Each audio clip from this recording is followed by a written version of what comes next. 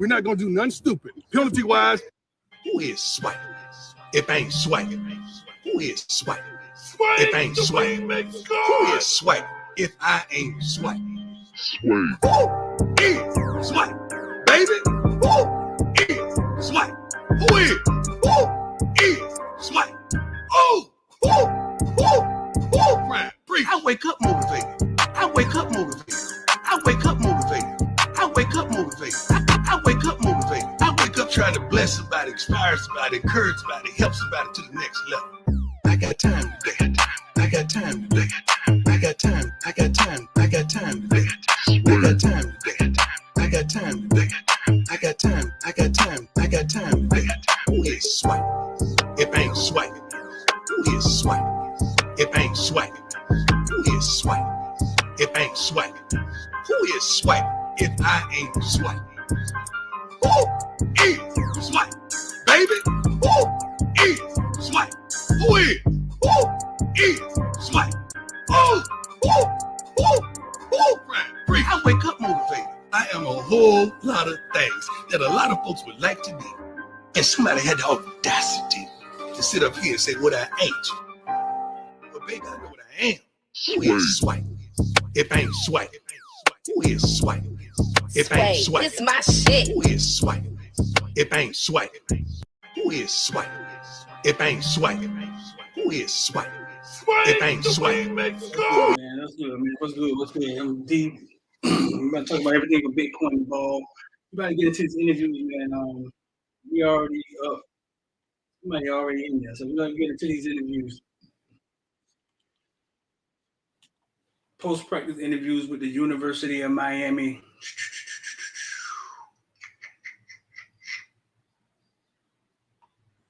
Let's see. You got Mesidore talking.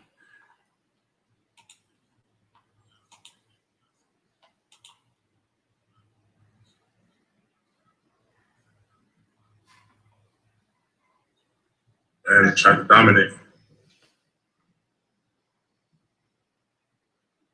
Anything else for Ahkeem?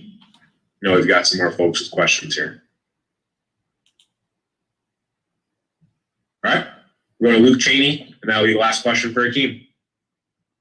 Hey, Ahkeem. So you had that bad pass in week one, another bad pass this past week. I'm sure you've had another one along the season.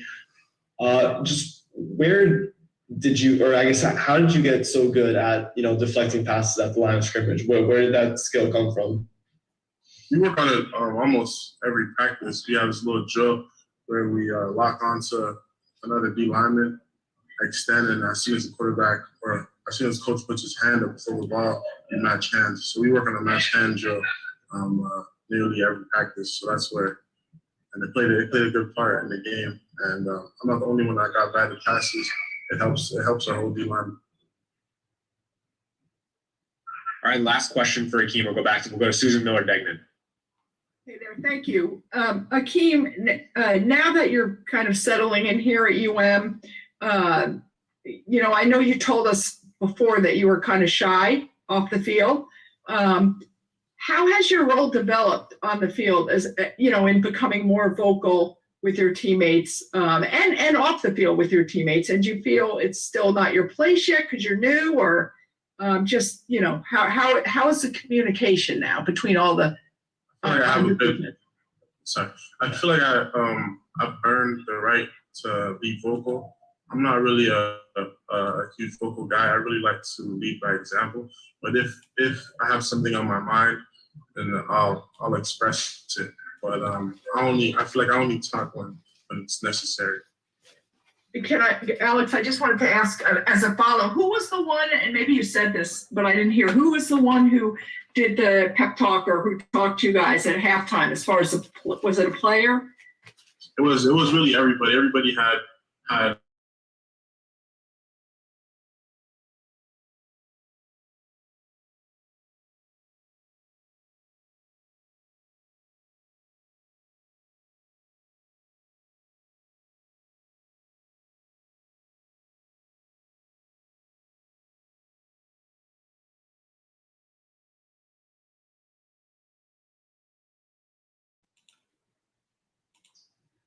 All right, what's going on, man? We jump right into this thing. 786-405-9499.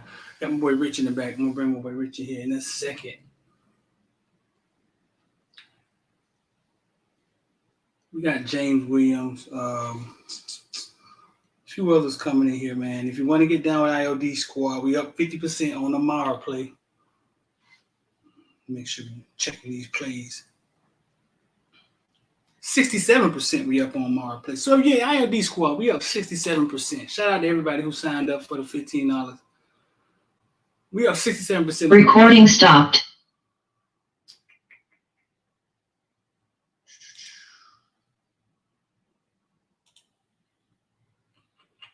That was loud. So man, 67%. I might take that 67% to get on up out of there.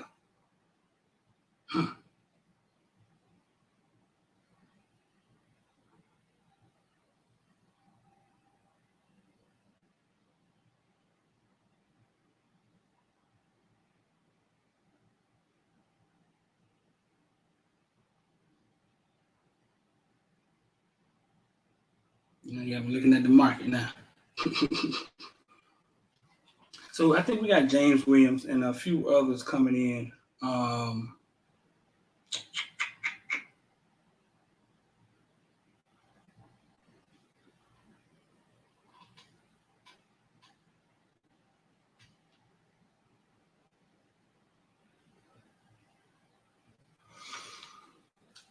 So what's going on, bro? We got 23 in. What today? A Tuesday? They filing here slow like it's a Wednesday, man. What's going on, man? They filing here slow. Put the word out.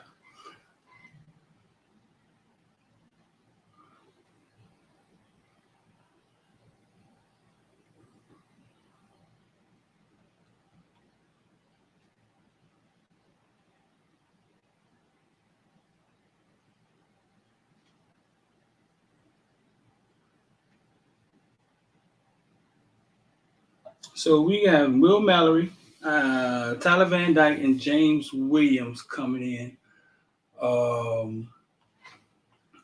That's what we got.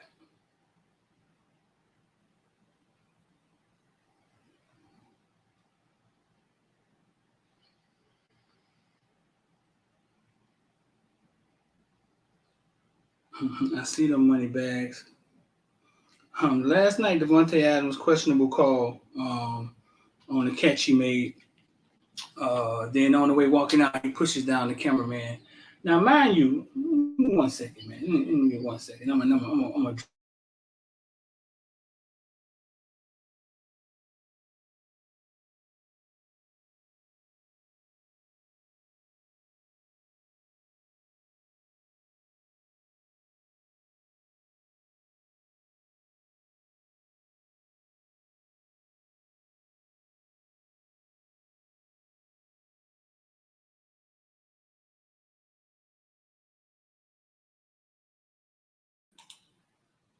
All right, now I'm back. Yeah, so mind you, I've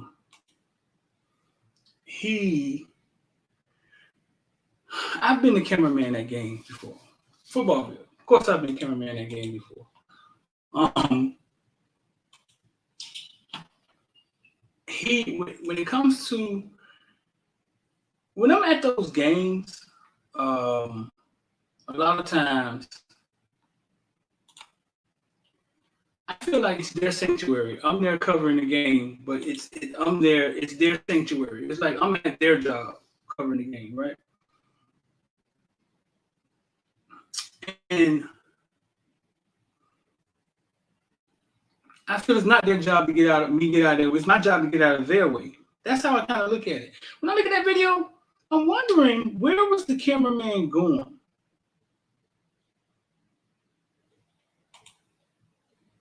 That's what I was wondering. I'm wondering, where was the cameraman actually going?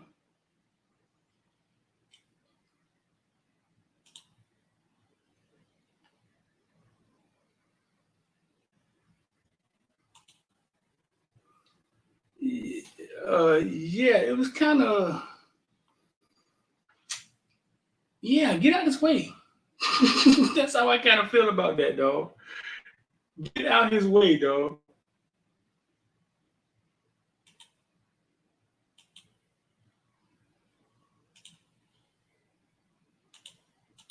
Because if he doesn't push him, I think he walks right into him. Rich, what's going on, bro?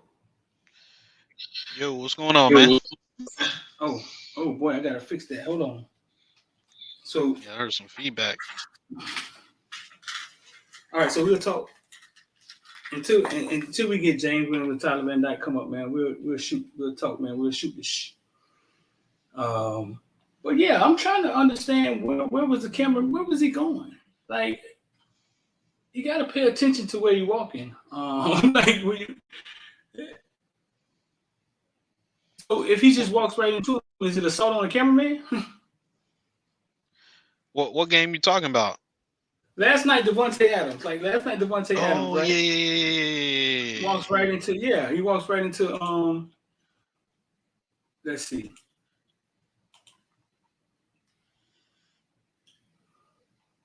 He walks, he's pissed off. Okay, he's mad. He's pissed off. I get it.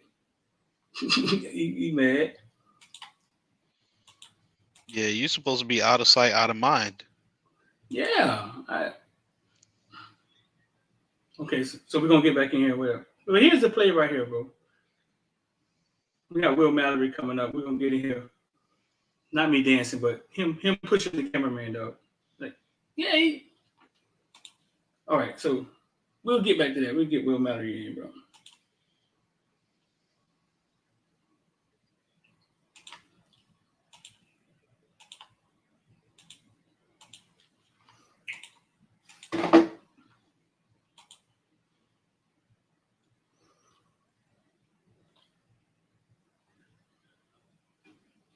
Rhythm, and we're doing good stuff, move the ball, and doing what we're supposed to do. So like anything, it's something that we have to build on.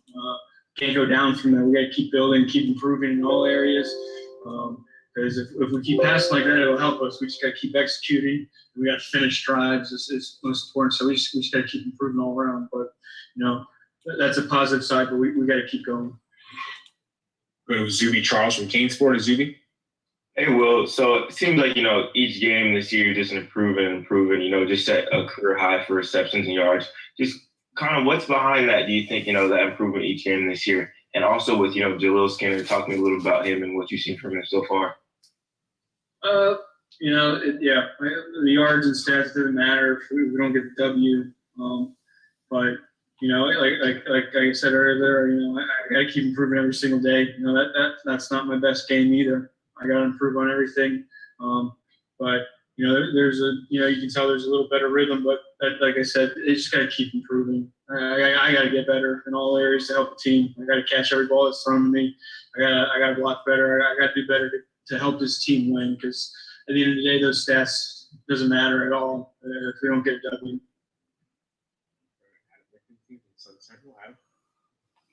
Hey, Will.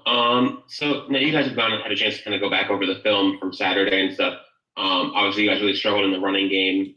What some of the things that you guys have identified as the issue, in the run blocking scheme? That's a whole collective. We have to get better in all aspects. It's not a one single thing or one-sided thing. There's a collective group that we have to get better and improve. Because we can't win games like that. We got to improve all areas. So that's something that we have to keep working on. We got to get better at that because we need that. We need that to be part of our game. So that's a whole group. That's everything. We got to get better. And I know it's not strictly your position group, but what have you seen? Had to have when Justin and Ja'Kai went down on Saturday. Jonathan Dennis stepped in. Logan Takapolo stepped in. What have you seen from those guys? Yeah, it's unfortunate because injuries happen, and you never want that to happen. But we have full confidence in any guy that's getting in there because of the coaches that we have. Because we know that they're prepared, we know that they're ready. So any guy that steps foot on our offense, we have full confidence in, and we're rolling with them no matter what. So it's a whole thing. All of us are coached the way we are, and when our time comes, they're ready. Go to Marcus Benjamin from Keynes County. Marcus. Will, just wanted to ask about the red zone offense. And Coach Cristobal talked about how during the season that he and Coach Gaddis made changes to the offense to get more points on the board. So what changes in the offense have you seen to help get the Hurricanes in the end zone more? Our coaches are putting us in the best position to make stuff happen. That comes down to execution on the players. That's something that we have to do. You know, we get in the red zone, we have to dominate. We can't ever get in the red zone and not finish drives and not get points on the board. So that starts with me, and that starts with each individual player on the offense and on the whole collective group. Like it's just we have to improve on that, and we will. We've got the coaches, we've got the guys. We just got to keep working at it because we got to do it.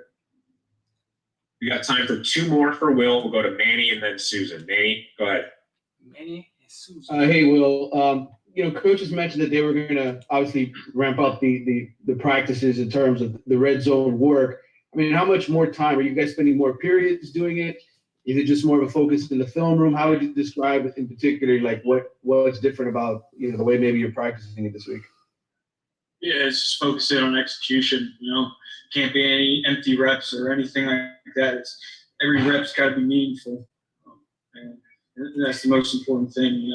You got to execute in practice. We have to do because what we do here is what we're going to do in the game. So we got to keep executing, and that's got to be a big focus in practice, and that's what we're doing. We have to make that a priority. All right, last question for Will. We'll go to Susan Miller-Degnan from the Miami Herald. Susan. Hey, Will. In light of kind of what we're all talking about here, how do you begin to solve that puzzle kind of putting all the elements, of the offense together? Because in the beginning, we're like, wow, we got a running team here. And then the passing game wasn't as good. Now the passing game is better. How do you guys meet together as an offense? What are your thoughts on that? That starts with leaders on the offense. That's me. That's the other guys, the other leaders on the team. That we've got to come together, and we've got to figure out, hey, what we got to do. This is exactly what we have to do. This is how it has to be done. There's no other way. The coaches are putting us in situations to make things happen, and we have to. So that starts with the leadership of the offense. That starts with me. I've got to do a better job. Clearly, I have to do a better job, we just have to make it happen. So, and we will. I've got nothing but belief and trust and love in every single guy on this team, and we'll make it happen. All right, well, thank you very much for your time. Thank you, guys. Have a good one.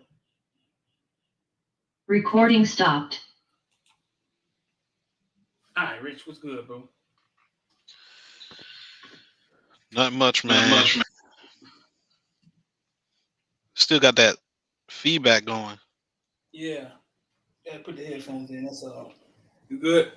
That's better? Yeah, it's much better now. Mallory seemed upbeat and a little, I guess you get 11 targets, I'd be upbeat too.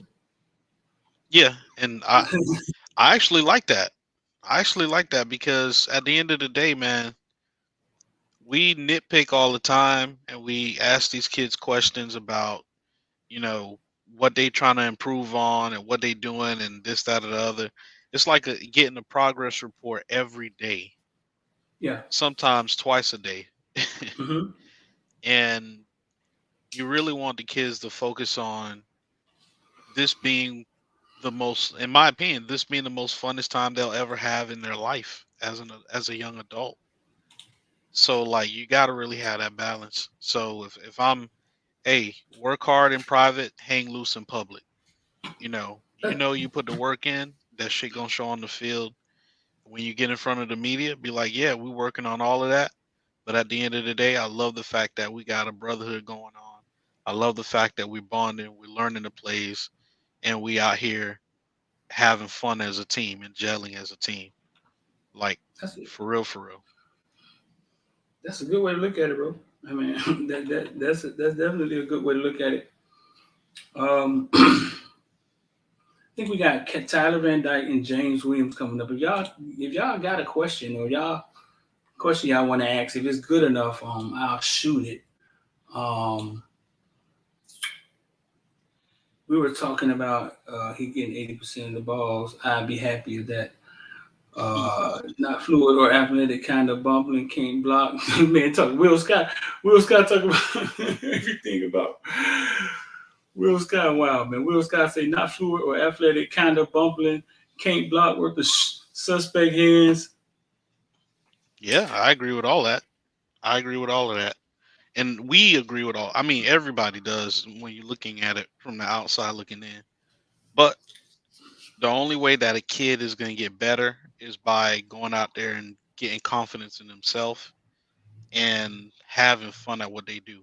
So if they listen to us, if they listen to all the people in the chat and on Twitter, and social media, I mean, God, if you listen to all that negativity in one day, think about this. Okay, wait up 1 second. We got Tyler. Hold on. All right, we're going to get back to that. Hold your thought. Write it down, though.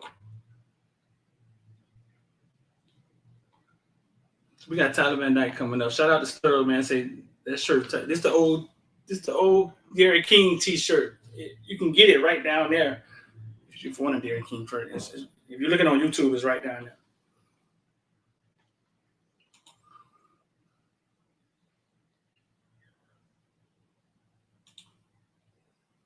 I don't know what happened, Tyler.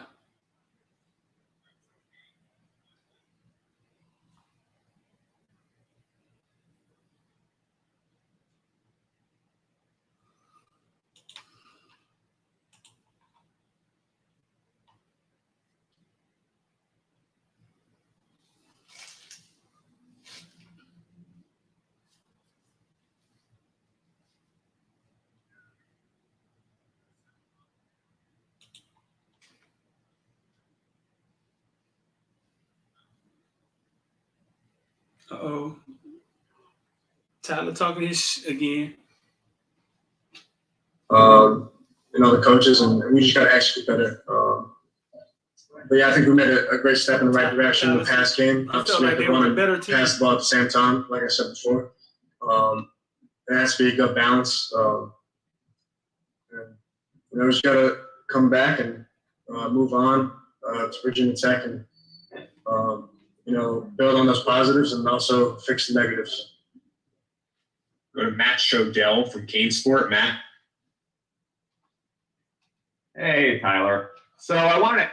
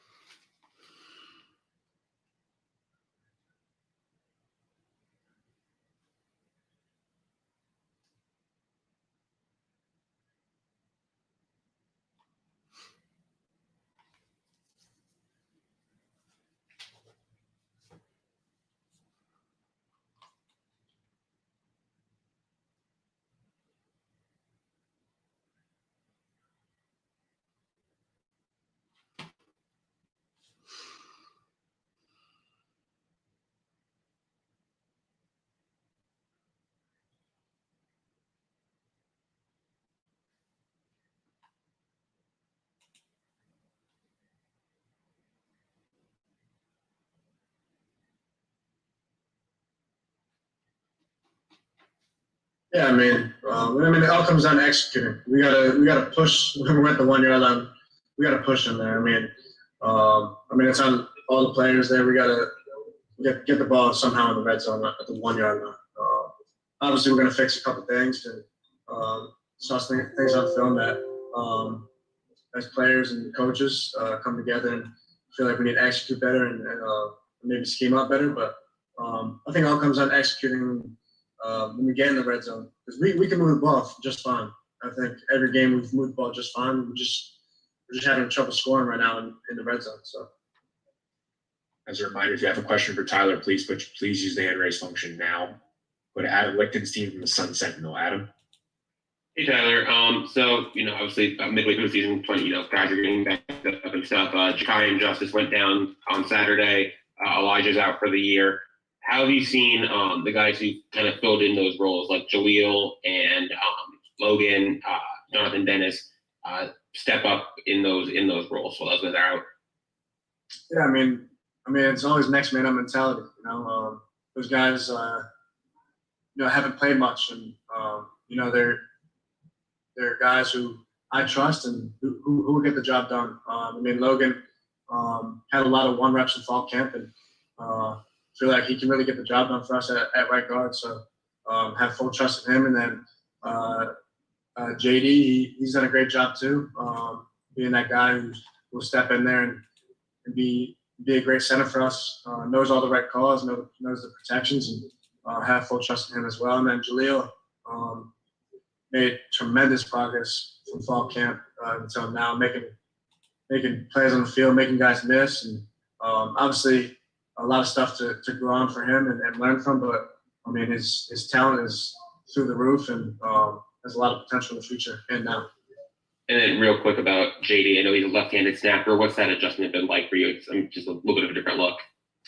Yeah, we practice switch centers a bunch of practice just to make sure stuff like that happen in the game. I'm ready for the different hand snapping, but obviously it's not really a big difference.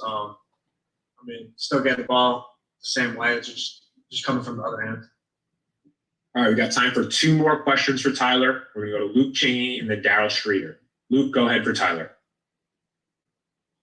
Hey, Tyler, you mentioned how the passing game took a step this past weekend. Was there anything different about the offense itself or the week leading up to this game that you can attribute the offensive rhythm to?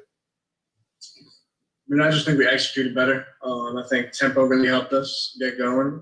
Have guys just think less and just go play ball. The offense was we've been running the same plays, previous games, and it's all about executing. Got to make the throw, got to make the blocks, got to make the catch. So, obviously scheme is important, but it's all about executing for us. And I think that's what we did a great job during our bye week with the pass game, just executing, catching and throwing. And obviously we got to put the pass and run game together to create that balance and really give those teams some troubles. All right, last question for Tyler. We'll go to Darrell Streeter from Footballville. Darrell. Hey Tyler, first of all, great game. I have a question. You mentioned trust a lot. Wide receivers gaining trust with you. Can you be more detailed on how does wide receivers gain that trust with you? Yeah, it's all about getting reps and the timing down and maybe watching film together, just hanging out together. And I feel like the last 4 or 5 weeks we've been doing that and helping each other out, understanding their speed, where they want the ball to be, timing, just little things like that to give you a more detailed overall piece of that. But just timing really, and it all comes down to executing for us and throwing and catching. All right, Tyler, thank you very much for your time today. Thank you, guys. And we got recording stopped. We got James Williams coming up. 1 second, Rich. Don't say nothing. 1 second.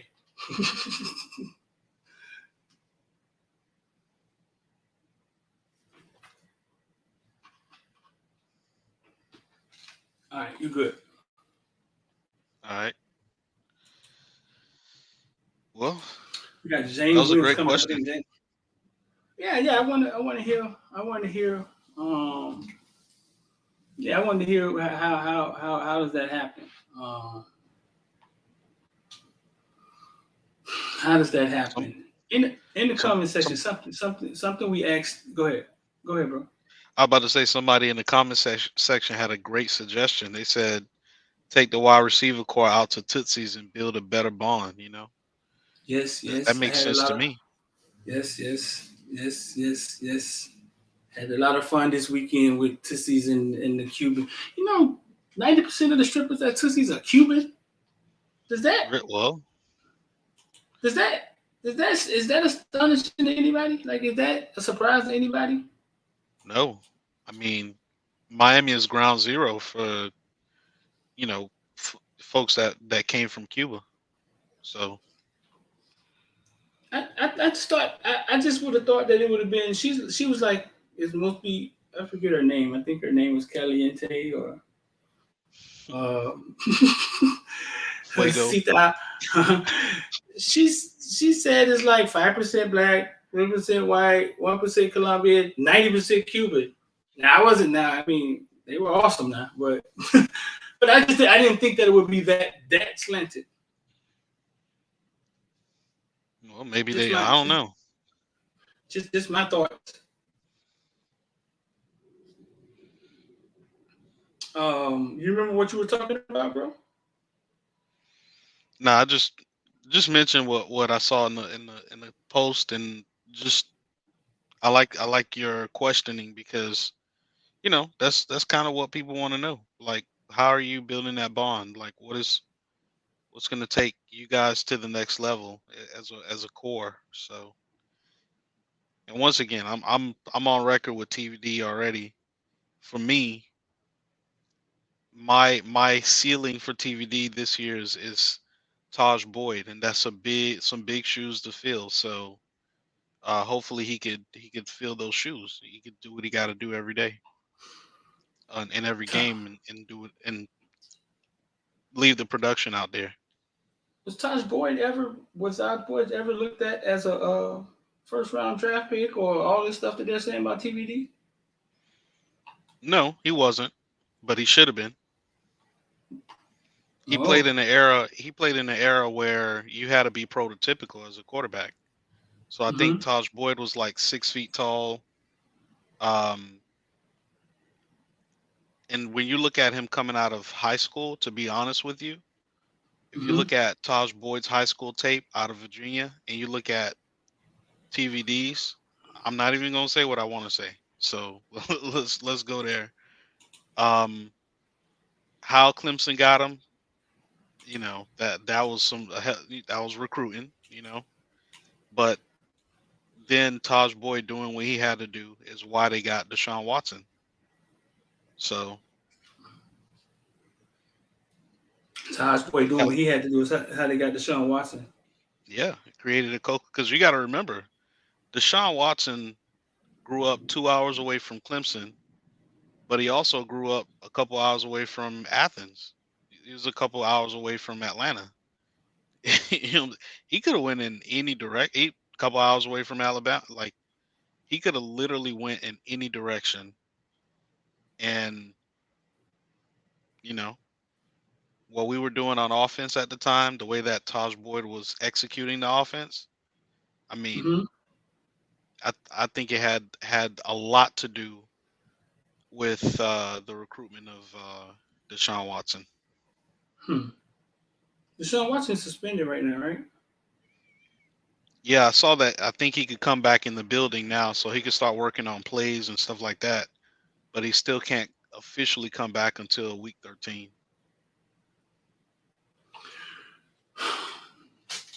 Did you watch any of the game last night? I did. I watched some of it. The way Patrick Mahomes played quarterback, bro, very unconventional. Is he allowed to do that because he has won? You're right. Yes. And he also got the money too. He got the contract, so you can't really, because when I see him throw the ball, I'm like, Lamar does similar things in terms of throwing it sidearm sometimes in order to fit it in the window. And when Lamar does it, they say, well, his mechanics ain't good. He still got to work on his arm angles. And then when Mahomes do it, they say, oh man, this guy's a genius. He's the Michael Jordan of quarterbacking. I mean, I've seen him. I've seen him do it. I've seen him do a lot, but he's more accurate than Lamar. Yes, he's he more is. accurate than Lamar. Andy Reid is very quarterback friendly. Okay, Kyle said Andy Reid is very quarterback friendly. But yeah, he does a lot of conventional. It's a weird thing. He does a lot of the things that the dual threat quarterbacks have always done. Right. And very creative, very creative. Now, the one thing people always say, and somebody said it during the Baltimore game on Sunday night. They're like, yeah, imagine if Baltimore actually went out and got receivers. So, because I think they were missing their top wide receiver that game. I think it was Duvernay or one of them was missing. And they were like, that guy's gone. So most of the production was through that guy. I mean, the one thing that they failed to do on that offense is get Lamar weapons at wide receiver. Right. You see Mahomes, Greg said Mahomes is the NFL poster child. Yeah, he is. Oh, James ain't coming. James got an academic obligation.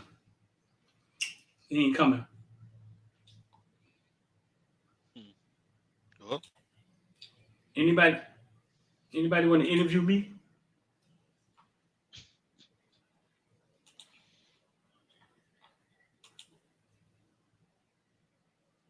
So that's it. James had an academic test or something he had to go take.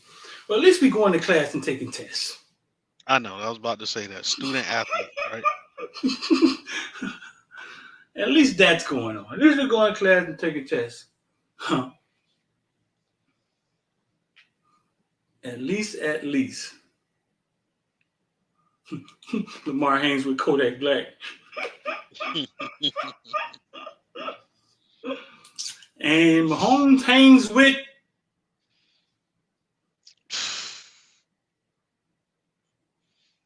the complete opposite of Kodak Black.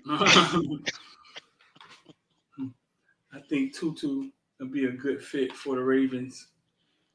Ain't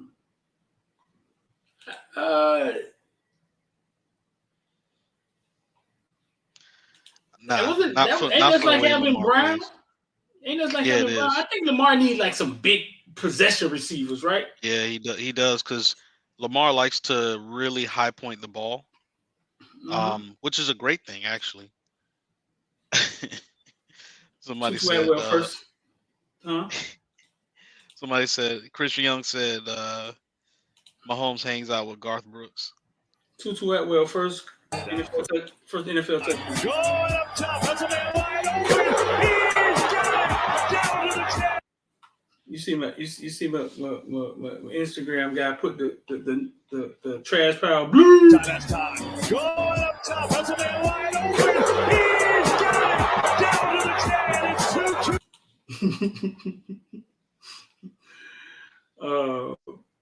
It's Tutu Atwell.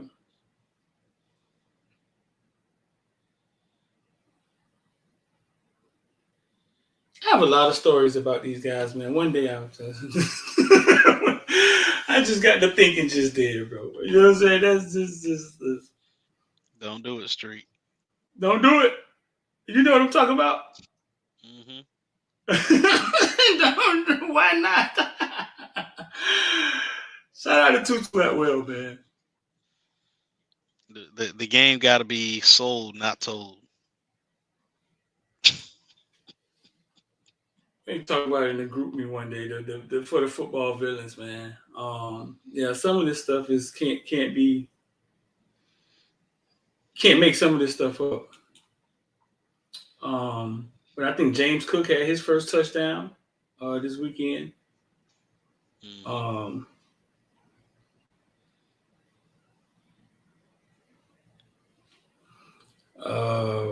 We also put together some Lamar Jackson footage. This is Lamar Jackson like 12 and under or something? Yeah, man. You know what we got to do with that, man. You know what we got to do with that, Street. We got to give it to the people. Cause you know what the problem. You know what the problem is, bro. You know what the problem is. And I don't know where he dug this footage up at, but I have a lot of footage on a lot of kids, and there was no rosters. I wasn't great at documenting it, so I got to get people from those areas to come in and they help me like identify who's who. And it's crazy, like who's on some of these teams, like McIntosh and this guy and that guy, on these teams. But no, man, we're going to NFT it all up. We're going to NFT it all up. Right now, I think it's the calm before the storm of NFTs. Pretty much. Right. And Shaw say, "Do it, Street."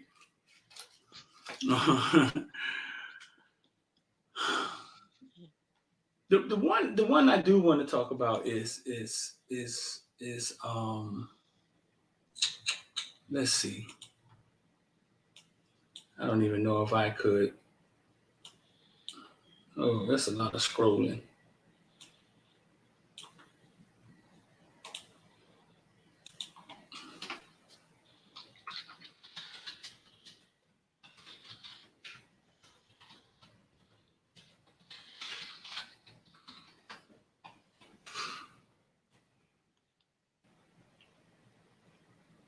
Let me see. One of my first videos.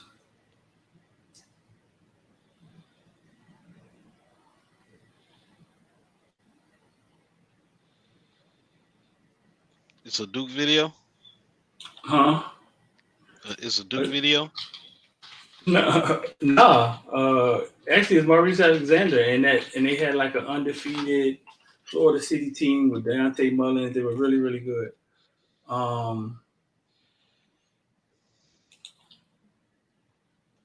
But the fact that Maurice Alexander is found his way in the league somehow. Nothing but amazing to me. But I'm gonna tell you what's amazing about it. You know what I'm saying? The fact that he's doing this now, right? Sander. So today is what? We're October the 11th, 2020. Lots of running room. He's across the 40. And finally chased out of bounds by the kicker, Bailey. Maurice Alexander. Alexander. Hard time. Former Booker T quarterback, former Homestead quarterback, former Florida City quarterback. I think he won the Nationals twice, I think. So we're in October of 2022, right? Now that's him. Made it to the squad. You know where I'm going with this? Yeah. I mean, the last time we saw him in the spotlight, it was on that Booker T team. I'm saying prior to, everything that went on with the USFL and everything else. And that was, if you think about how long ago that was, man, that was what, 2016? Because Mark Walton was on that same team. Right. It was a lot of stars on that. Like when Booker T and Central played, that was like the number 1 versus number 2 team in the nation at the time. Now mind you, go ahead. I was about to say, and there was a lot of guys that were on those 2 rosters, not just Booker T, but both of those rosters that you would have definitely put ahead of Maurice Alexander. You'd have put him. You'd have been like, nah, that guy's going to the league. This guy's going to this person go. It was a lot of them, and he's the one who, still there. So October 22nd, he's running back kicks for Detroit. This is him March of 2022. This year. This is Mario Alexander. So she was in labor for they say 8 hours, like a long time. You feel me? Like some unnormal shit. And my grandma. The day he walked in there to us, he said he had to get away from work. He was like an aide at Booker T. Washington, like helping the teacher. And he had been talking to Ricky Rubio and Teddy Bridgewater, and they were trying to get him a tryout with that new league. Think about what I'm saying, dog. We reached out to Maurice Alexander after years, known him forever. Saw when he tried out the NFL, went to the combine, messed his leg up. He wasn't completely blah, blah, blah. And then we tell him, hey, man, come in, man. You time to sit down and talk to us.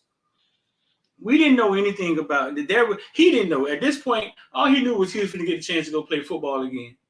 if the league didn't fold. Right. Think about what I'm telling you now, dog.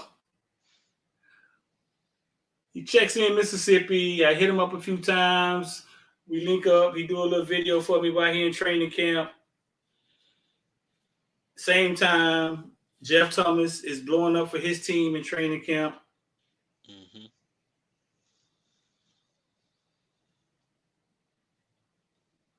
And Maurice Alexander leads the team in receiving one weekend and then just catches fire. Spanish running back kicks for the Detroit Lions, dog. And I know for a fact that he thought his football career was going to be a result of just training kids or something like that. I say it all the time, dog. Quit is undefeated. And people always be like, what do you mean quit? Quit is undefeated. Like, once you quit, that's just undefeated. You ain't no coming back from quit. Yeah.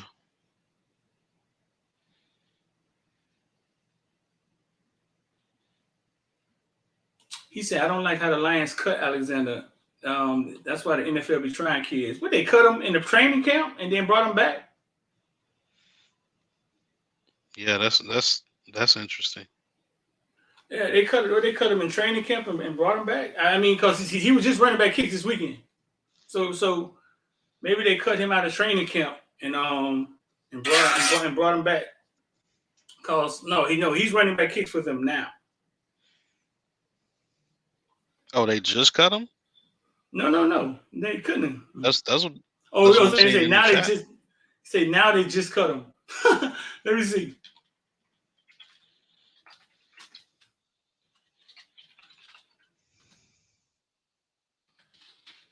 Let's see.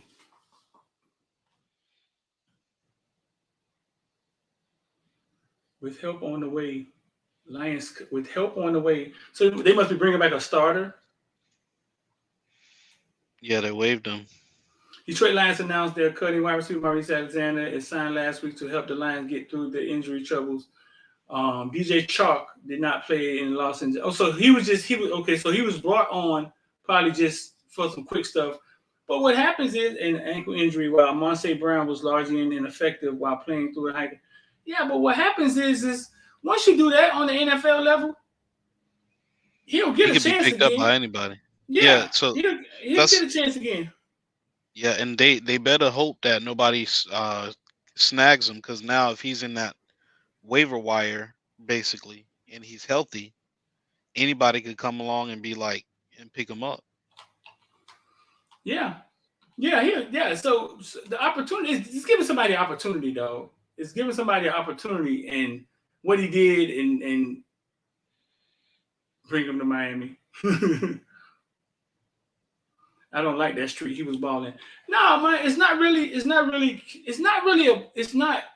about that. It's really business, though. It's really business. Like, I've seen it. Well, it's not always business. Sometimes it's who likes who. You know what I'm saying? But at the same time, he did what he had to do when he got his chance. Mm-hmm. And now another team is going to see it. Another team is going to see it. And he'll get another chance. Yeah. He will. Yeah, I mean, yeah, he'll get another chance.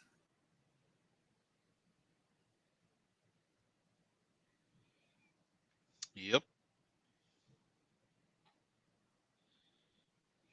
And that's just the way. I mean, because you have that happen from a business perspective.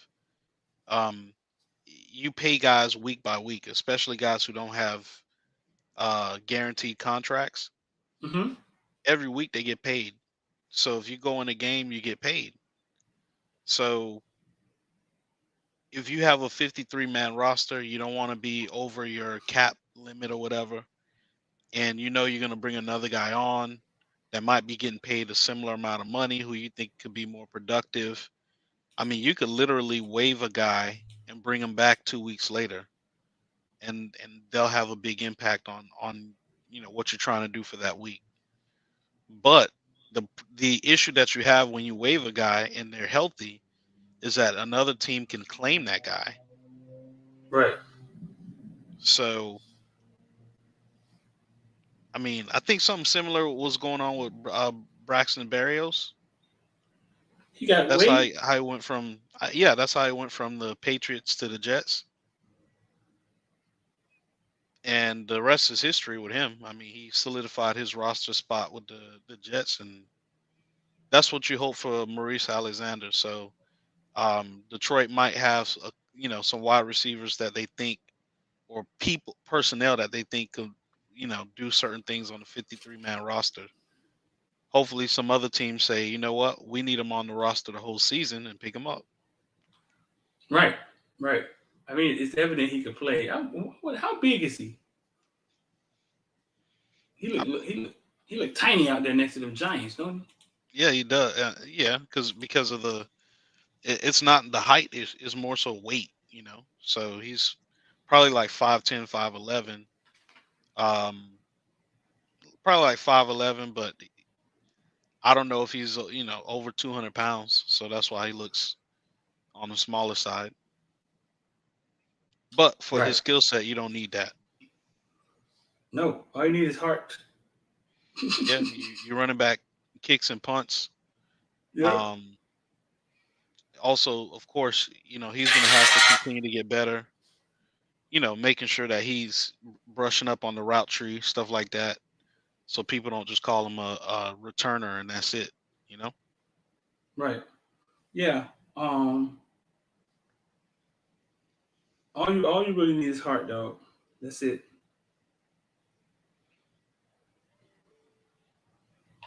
Let me see.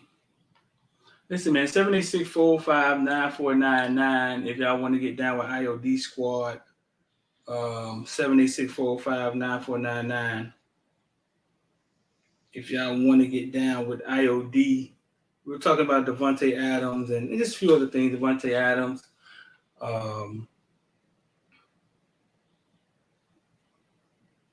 We started off with the funny Deion Sanders story. Funny Deion Sanders video. That thing is hilarious. And it just hit on Maurice Alexander. I think we had Tyler Van Dyke, we had Mallory, and we had who was the other one? It was supposed to be James Williams, but he had some class stuff going on. And Mesidore. And Mesidore was Mesidore. on Mesidore. Yeah, Mesidore was Earlier. first. I didn't realize Mesidore was grading out as one of the top defensive linemen in college football, bro. I mean, we see it. He's, like I said, he's the difference between Mesidore and Leonard Taylor, and I said it a couple weeks ago, is Mesidore's consistent. He's not going to make that 7-yard tackle for loss play, but if you want somebody to set the edge, if you want somebody to go bat a ball down, if you want somebody to go sack the quarterback, stuff the run, he does everything. Hell, you could be like Mesidore, drop back in coverage. It'll probably do that. Yeah, I think they were saying he was grading out like top 3 defensive linemen in college football right now. Right. That versatility, man, because you don't know what NFL team you're going to end up on and what they're going to ask you to do. So when you just know how to do a whole bunch of stuff because you're a football player, like Maurice Alexander is a football player. Right. I bet he could probably play cornerback in the NFL. You feel me? Because he's a football player. We sat down with Mesidore, man. His plight, his journey to the NFL is just crazy. The avenue that Canada and coming down here trying out and as a kid and people not liking him and they come with the last year of high school or last 2 years of high school, he goes play like a school up in North Florida. Just his whole plight, bro, is like, wow. Remember when we interviewed him, I had to drop him off home. And we were going somewhere, so I had to actually drop him off home, and my family was in the car. So we had the BMW. Say it again. He barely fit in the BMW, bro.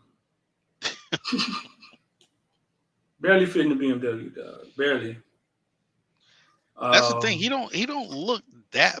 He does not look imposing like that.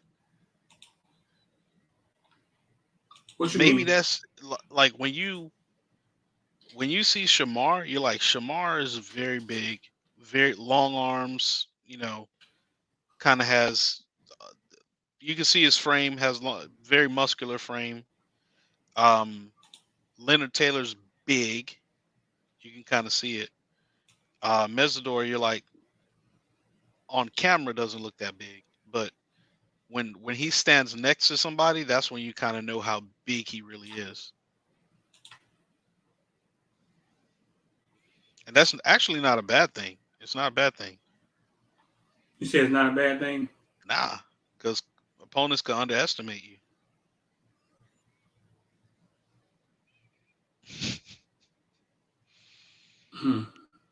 They could be like, oh, he about 6'2", 250, and then you line up next to him, you're like, nah, he's 6'4", 305. He's all of that.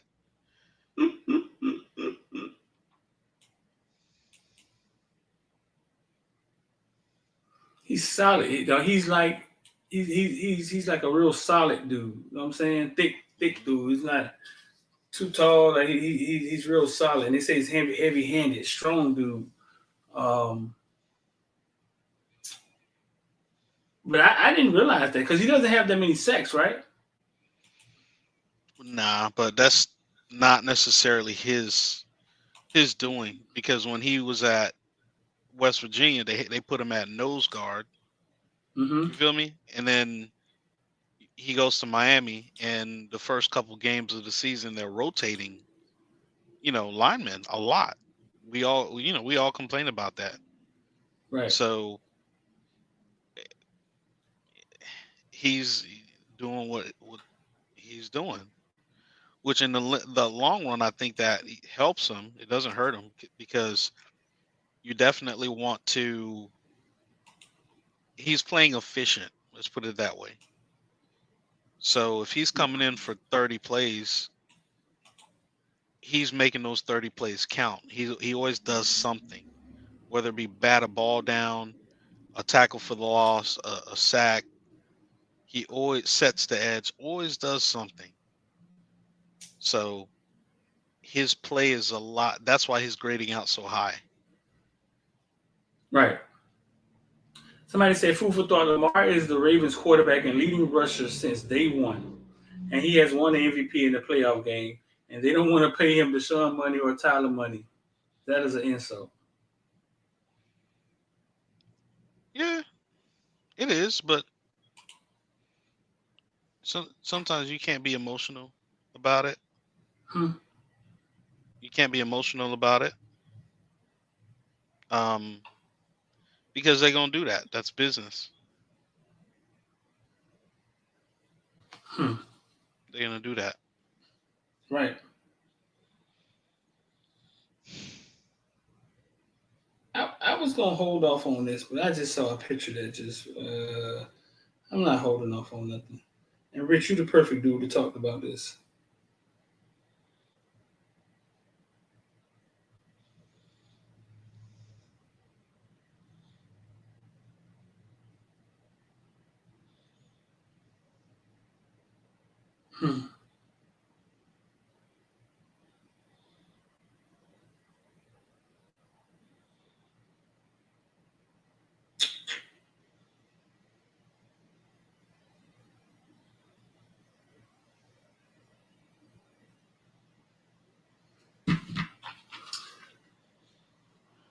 Let's see.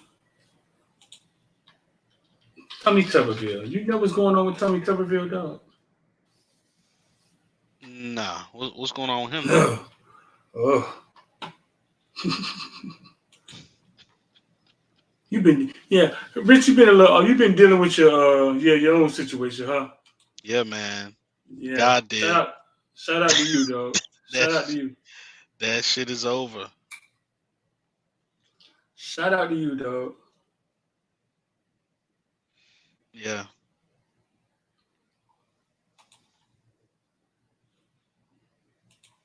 Tommy Tuberville says, basically in a nutshell, they want reparations because they think people that do the crime are owe that. Basically saying that blacks want reparations, but they're the ones committing all the crimes. He's now a Republican, and he's a politician now. This guy made a lot of money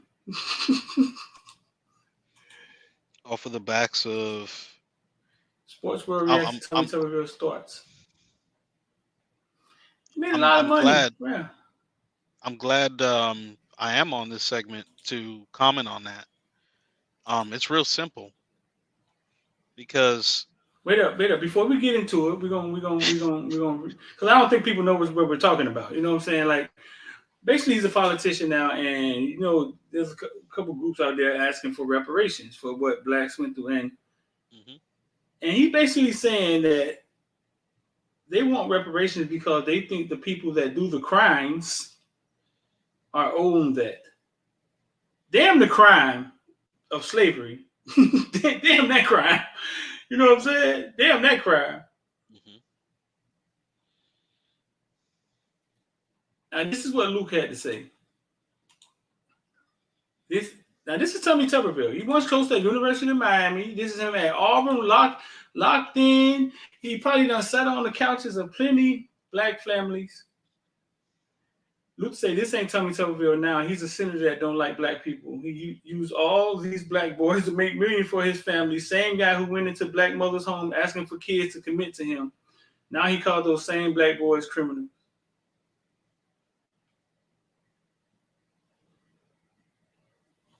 That's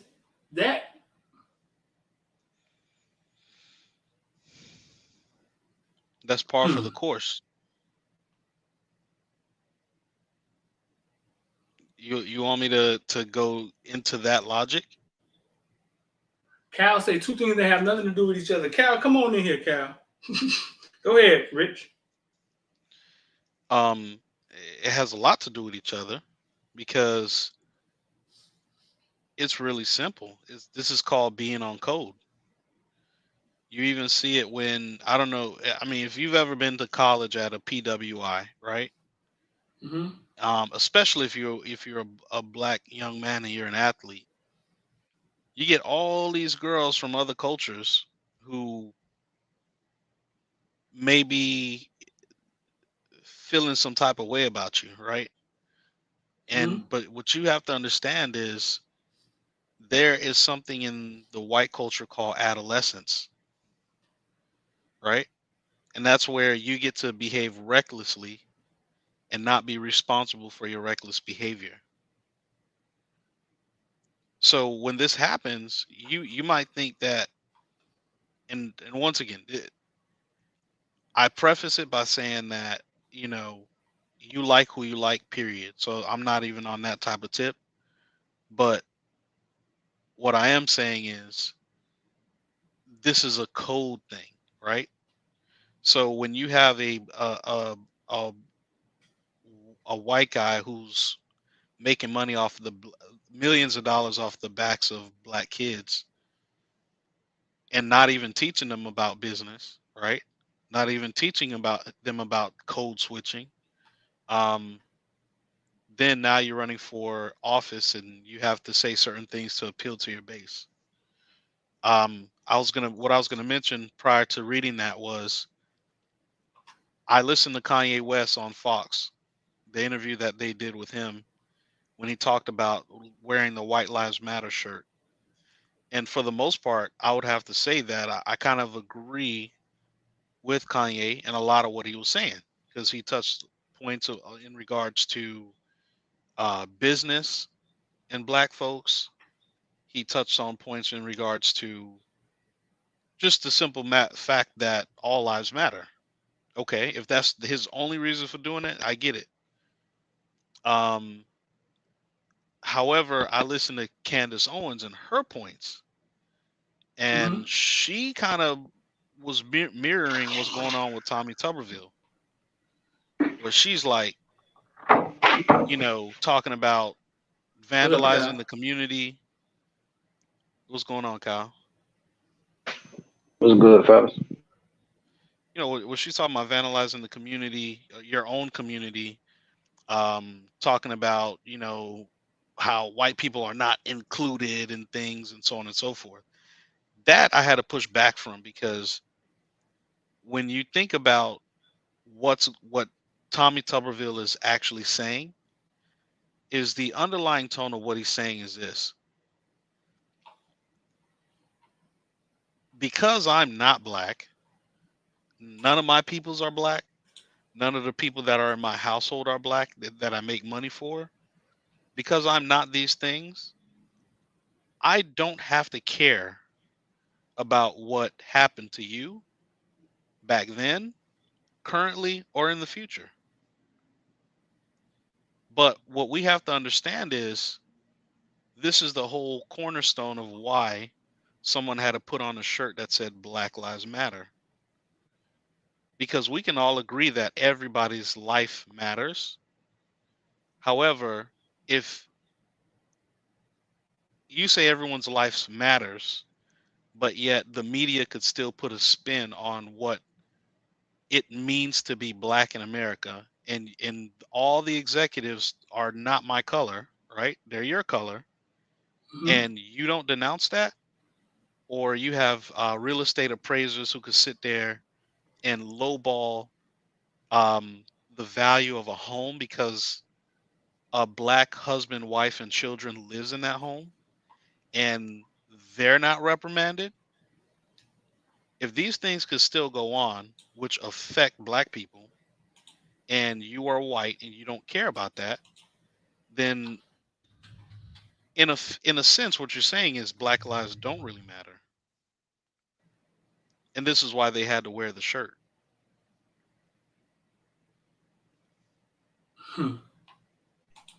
Rich, But once again, Cal, go ahead. You go ahead. I was just going to mention, but once again, the overall of what went on with the Black Lives Matter movement is the fact that in this country, we profit off of poverty. So what you're seeing with the organization Black Lives Matter and George Soros and all that, this is just par for the course. It's par for the course. One second, Kyle. I think this is what he actually said. Some people say, well, they're soft on crime. No, they're not soft on crime. They're pro-crime. They want crime. Some people say, well, they're soft on crime. No, they're not soft on crime. They're pro-crime. They want crime. They want crime because they want to take over what you got. They want to control what you have. They want reparation because they think the people that do the crime are owed that. Bullshit. They are not owed that. Some people say, well, they're soft on crime. No, they're not soft on crime. They're pro-crime. Go ahead, Kyle. I think Rich probably misunderstood what I said in my comment when I said those two things don't go together. What I'm talking about is exactly what he said. Reparations and criminal activity has absolutely positively nothing to do with each other, unless you're talking about the fact that reparations come from the crimes or the crime of slavery, like Street is saying. I was saying what he said to me didn't make sense. Like I got what he was saying, and he's basically just trying to call us but those are two different issues. Reparations and whatever you think of criminals or whoever's committing criminal activity, those are two different issues. They have nothing to do with each other. But they can do that because they can gaslight, they can gas their people up and all that kind of stuff. And that's all he was doing, was playing to his constituents, playing to his crowd. That's all he was doing. Piece of shit for it. All I want to hear, all I had to hear was him saying they want to take what you got. How y'all got it? Right. You already know what that means. They make these people, that's enough for them to get the crowd into, when they say that, his crowd, their mindset is not even taking the sense of taking over. Theirs is in the sense of breaking into my house, taking all my shit and yada yada yada yada. That's what they do to their crowd. It's fucking right. And I'll say this though. I'll say this because this is a football channel. So how about not taking stuff lightly that should not be taken lightly? For instance, we have two landmark issues over the past 5 years that we can't take lightly. Number one is marijuana becoming legal in certain states. The second one is kids playing football and not being paid even though they're working a full-time job. So they're essentially slaves. And you're saying, well, they got some, measly scholarship to play. Well, the number one thing you get in America is the opportunity to educate yourself. So whether or not they played football or not, they could have gone to a university as long as they were an American citizen. They would have got loans for that. So with those two monumental situations going on, should we bring the house down as far as that's concerned? Or should we say, you know what? We're gonna count everything to the nearest penny. All these players that went through a college and they played football, they should all Right. have a pension for the rest of their life. Number Right. one. Number two, all these people who went to jail over marijuana. Number one, you have to pay them retroactively for their jail sentences. And on top of that, people who are not of color cannot own marijuana businesses. You can't own them. Those last two things are going to be a non-starter. I already know. I know. But But and you know what? I'm not even 100%. I kind of understand it because at the end of the day, it was illegal when it was done. You know what I'm saying? That's how it's gonna. That's just how it's gonna be. But that's whatever. But I like I said the same thing that you kind of said. I'm on the line. I'm on those same lines. My thing was, we're not going to hold them from being able to own those business. But what should happen is we should be able to apply for those licenses and not worry about getting turned down, not worried about having to pay an absorbent fee for any of it. Like we should be granted those things. Like if you want to keep saying we don't have the money to pay reparations, okay, this is a way that you can start doing it. Allow us to dominate that market because you've stolen from us out of every other market, kept us out of every other market. Give us that market where you punished us the most for something that you're about to make millions and billions off of. And how about farming? This That one is too. old, but farming used. I mean, 100 years ago, the number one farmer in the United States was a black person. Now you have black farmers who can't get subsidy loans in order to grow their crops, in order to, especially in the chicken market. And we know how much the world loves chicken. In order to get the eggs for those or in order to be in business within the chicken business, you have to be part of one of the big three, right? Purdue or one of them companies. That's first and foremost. And they're the ones who control the feed that you get. They even control the lending that you get. I saw a documentary where a brother called one of the banks to get a loan to start a chicken farming business. And I think he said his name was like Jermaine Johnson or something like that. And the lady was like, "Excuse me, what's your name?" He was like, "Jermaine Johnson." It's just like, yeah, so we got your application. We'll go ahead and give you a call back. And she hung up. This stuff still goes on today. Mm-hmm. So unless the only way that Tuberville can make that statement is if you are pro your people paying for stuff that they didn't pay for. Right.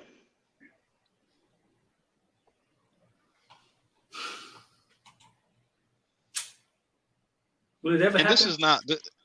This is not politics because I'm not playing politics. This is more so about life. This is about healing, right? Because there's no way that you could really heal the sentiment of that statement without any type of restitution. So everything that goes on right now, every single issue that you can point to, honestly, has its roots in racism. Everything. Somebody say it went from 100 viewers to 62. It was never at 100. I didn't see it. I didn't see it at 100. I didn't see it at 100. And if that is what happened, we're going to change the subject, goddammit. Nah, I didn't see it. I didn't see it. I didn't see it at 100. No, wow. No, bro. I mean, to me is.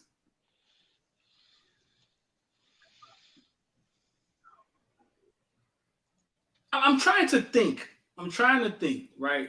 I'm trying to think. If I saw,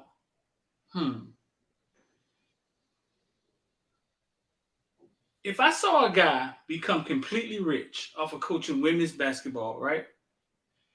In college. And then 10 years later, turn around and be like, women want what? The hell with women. I would just question him, period. Now, I know Republicans and the Democrats, all that emotion and get about people be following shit, don't even know what they're following.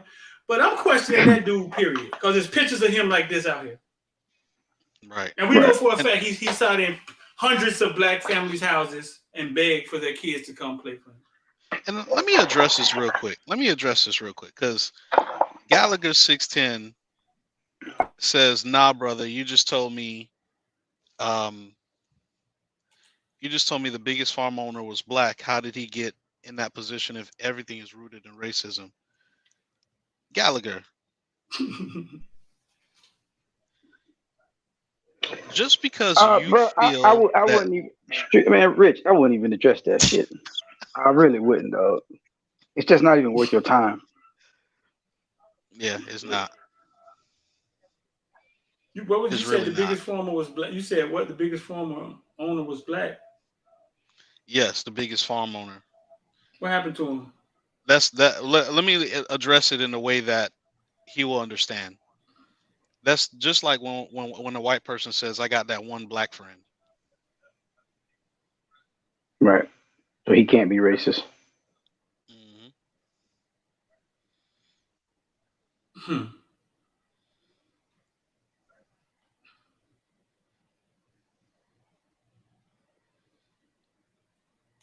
My guy, he said, my guy was good. Please, I'd like to hear. Nah. I don't wouldn't major do in it. the minors. Right. Huh? I don't major in the minors. And I think that's a point that we need to get to. It's a saying that I'm going to start rephrasing this and putting it on something, but it's a saying that we used to always say is put ignorance on ignore. Our problem is we get so caught up in having to explain ourselves, our existence, our cause, our plight. Like when people talk about Black Lives Matter, like, dude, 90% of the black people don't care about the organization or the group. We are talking simply about the slogan, the thought behind the slogan as we speak it, and what it means. We don't care what the group is planning on doing. I wouldn't donate any money to them. I never have, never will, because I want to see my money be fruitful. So if you talking to the people that donated them and say they've been duped, whatever, I don't care. That's on them. That wasn't the point. People say the slogan because of what the slogan means. Nobody cares about the organization, but people use that to derail the message. You know, the dude was doing what was it, Jared Aldrich, when he was on I Am Athlete, and he was talking about Brandon Marshall. The Marshall guy, he didn't, rightfully so. I probably would have hit the dude, but that's all he was trying to do, was take away from Brandon. Brandon didn't say what I just said, but he was trying to say what I was saying, and he just kept taking it back. Oh, do you know that the organization wants to disrupt the da-da-da-da-da and do it? I'm like, bro, no one cares. We're not looking that deep into it. We don't care about the organization itself. We don't even care where the T-shirt money going. We talking about the slogan and what we protested and marching for. So like things like that, it's just we can't just keep explaining ourselves, because to what? you're gonna keep doing it to no end. Yeah, it's COINTELPRO. Let me cause mass confusion over here, so that the point you're trying to make, you can't really make it, because I'm causing mass confusion on this other side. Gabby could say I'm talking about Tuberville. He was talking about looting from BLM riots. Okay. Well, Did you see the color of the people that was looting? Right, exactly. No, like he told me, he said, "Did you see the color of the people that was looting?"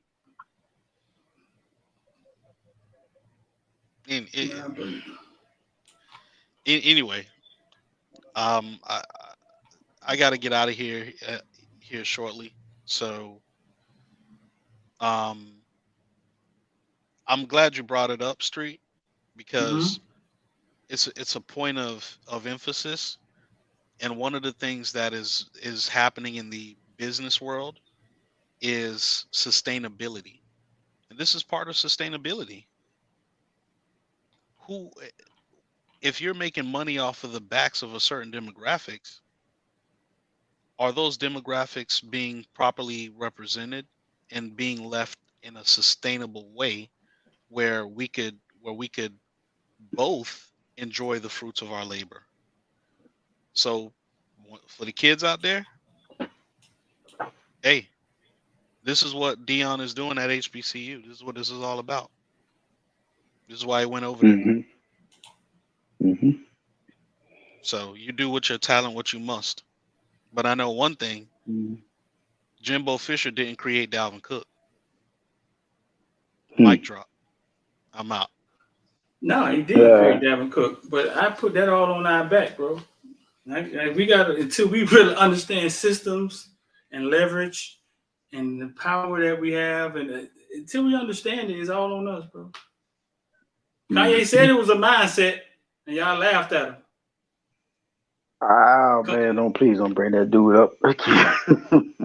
Fuck the person, the message. Kanye said it was a mindset. It's a mindset that we can't see what's going on around us, bro.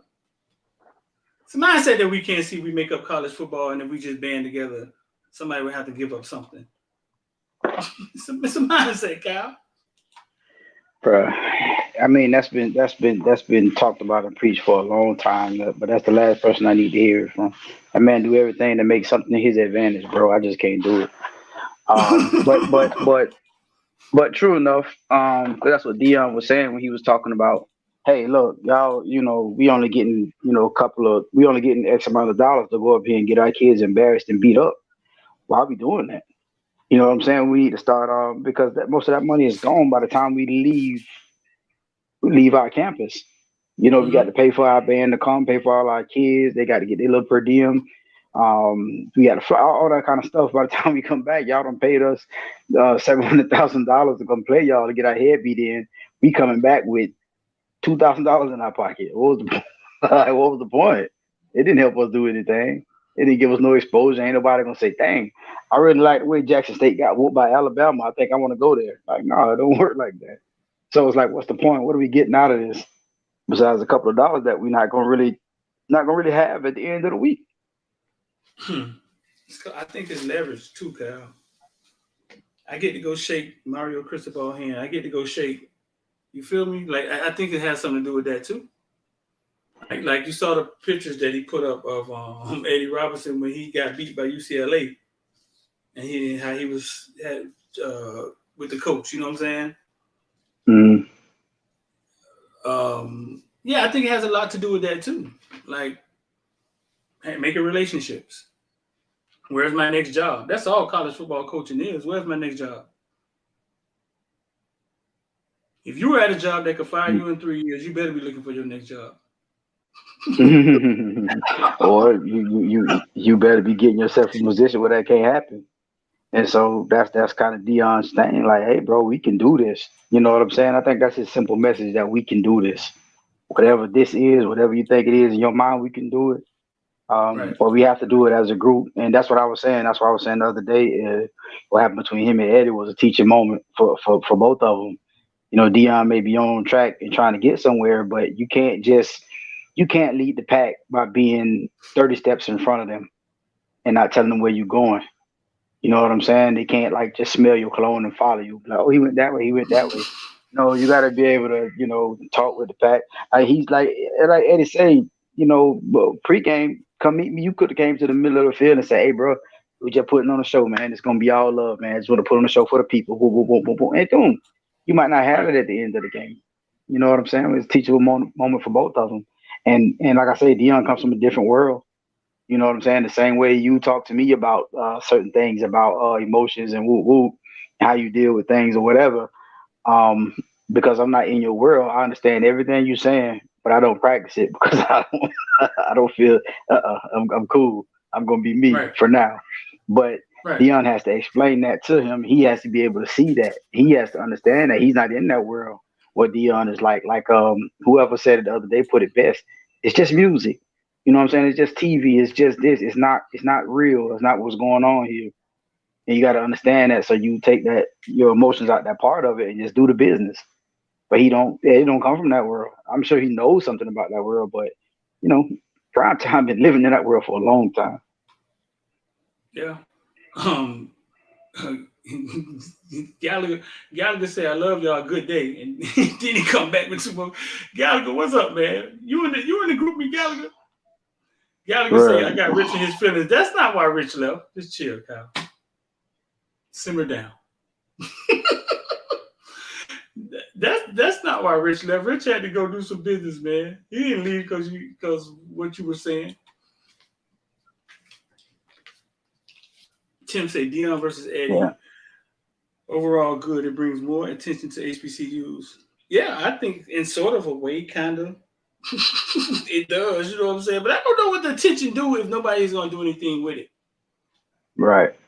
Yeah. I think if I'm sorry, go ahead, Street. Go ahead. When I was in the space with Deion and Luke, I wanted to ask I asked Deion. My question was, like, what you do with media? Like, explain to people what you do with media and how it helps, the program and the brand. Because that's people don't see. We believe what we see, right? Mm-hmm. Ply started talking about Central. Jube says a couple of one-liners for Miami Central. Miami Central always got a cameraman, A1 dude, always with them, catching their one-liners. And then people started saying Central might have the best coaching staff in Florida, in the nation. But people don't really know what happened there. You know what I'm saying? They could very well. But what happened there was marketing. That's what happened. Mm-hmm. They showed you the inner workings of what they do. We only believe what we see and what we hear, whether you want to believe it or not. You know what I'm saying? Unless you're a person that goes seek education or knowledge or go figure out or go read through things yourself and can independently think for yourself. When the TV told my mom to put on a mask, she put on a mask. When they told her to take it off, she took it off. When they said it's back, she put it back on. Wouldn't let me in the house.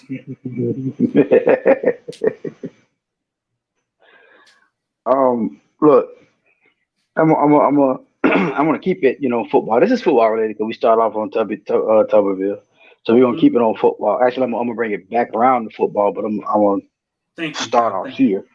But I'm gonna start off here. So this weekend, remember we was doing the show, and I told you where I was. I was in the country. I was in Georgia with my people. We was doing we have a memorial for my grandma every year, right? So this year's theme was kind of like a Black History type thing, right? Because we wanted to teach the kids up under us, that they are Black history and we are Black history. So what we did was we went over a lot of our, deceased, a lot of our elders and all those type of things, and we took them out to the country where we showed them, because we own like 150 acres of land, and then over in another city there's another like 200. So we're just showing them, and your granddaddy had the foresight to do this and yada yada. And we're just showing them that they can be, you know what I mean? And so I think what Deion is doing, if he stays with it, I hope everybody gets with him and gets together and they do this and they can pull something out of this, because it's teaching these kids up under them. And that's why HBCU education is so good, because you go there and you meet so many, like you were saying, when you see it, man, seeing it is important. But you meet so many highly qualified people that graduated from these different schools, these different HBCUs. Whenever you see somebody talking on TV, some prominent black figure you may have never heard of, but he may work for the NFL, but he's not a coach or a player or anything like that. You know what I'm saying? But he may be somebody. He might not even be an exec. Maybe somebody. Watch where the degrees be from. The degrees be from Howard. You know what I'm saying? Degrees be from FAMU and all those type of things, or what have you. So it's important what Deion is doing with his kids in his schools to show them that, you know, you guys are a part of history. You guys can come up and be more than what you are. It's just being able to get enough quality kids that's going to come in and make a difference. But he has to do that with the rest of the coaches as well. They all got to be lockstep. Like, I haven't heard Eddie George say a single thing since he's been coaching. I'm not saying that's good or bad, but I'm just saying he has to understand. All I'm saying is he has to understand who he is and him speaking what it can do. He don't have to speak on issues at all. Just be more in the public eye, just the same way Deion is. I know you probably just want to coach football and want to do football, but it's bigger than that. It's deeper than rap. You know what I'm saying? So I like to see his face on TV a lot more. The Cincinnati coach. Y'all got to get out there and do what Deion is doing and make sure you guys are, you know, in the press, just like prime time. I think if you're as good as you are at football as Eddie George, right? That means you put a lot of time into it.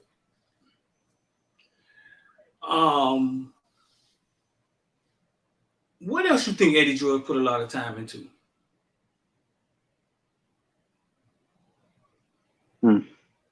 I don't know. Right. Oh man, either you playing in the game, either you at practice, or the fans telling you, man, what you doing at Toys R Us, man? You supposed to be out there backpedaling. So if you don't come from a well-rounded house, right? Like if you don't come from a well-rounded house, right, or you spend a lot of your time backpedaling. What else did you learn? Right. So now we got grown Eddie George. Don't play football no more. Y'all saw his pro football life where he was like, I think back sometimes to those first 20 years, 25 years of my life, and I'd be like, what was that? Like, what was that? Because that wasn't life, it's gone. Now I walk into a Holiday Inn, people may or may not recognize me. I remember one time I was standing next to Karl Malone in Orlando at the hotel, and nobody was saying anything to him. I got on the phone, called my homeboy. I say, hey, boy, we officially old. Standing next to Karl Malone, and nobody knows who the fuck he is. That's crazy, bro. You see him, you got to guess he's somebody. Man, 6'10", or whatever. Come on, they had a cowboy hat on. They probably was scared. They probably thought he was goddamn Texas Chainsaw Massacre, Freddy Krueger, or something. But what I'm saying is that what does Eddie George know? Deion Sanders somewhere in his life somehow had to touch something where he realized that, holy crap, if I just put a Jerry curl in my head, some shades on, and talk like I'm the man, now I'm bigger than what I'm actually is out of Fort Myers. Somebody, he learned that somewhere, somebody had, I bet you if you see, like when I sat down and I talked to Warren Sapp, dog, why do you know everything? Oh, I read 100 books as a junior. I read 100 books as a senior in high school. Bingo. But nobody ever going to ask Warren Sapp that question because they're going to ask him a bunch of dumb shit. You know what I'm saying? Right. Yeah. Warren Sapp calls me sometime, be like, hey, Street, you know that quarterback we just got, he ain't from Cali, or he's from Oakland, dog. You know that's just Oakland. Warren. How do you know that? How do you know that? He was talking about Jay Rashada. He was like, man, that ain't Cali. That's just Oakland. It's just everything about everything, yo. But you would have to be somehow had to take time to read 100 books. So what I'm saying, I said a lot to say this. Eddie George sees Deion Sanders, right, Kyle? Mm-hmm. But he probably don't understand Deion Sanders. He probably don't understand what he sees. And then we had it. We had it with, man, I don't like that social media. I don't like being in the spotlight. That's what they had it with, man. I don't like being in the spotlight. I don't like. When coaches call me, I had a friend call me from Fayetteville, a coach. He had big dreams. He was in Fayetteville, North Carolina. Man, I want to travel teams like them, travel teams in Miami. And I used to talk to him year after year. I used to be with my girl. We'd be riding back from Orlando or somewhere. And she'll hear me talking to him. And he'll be talking, man, North Carolina, we ain't got this, we ain't got that. And my lesson to him was, listen, bro. My lesson to him was this. Listen, you're in Fayetteville, North Carolina, right?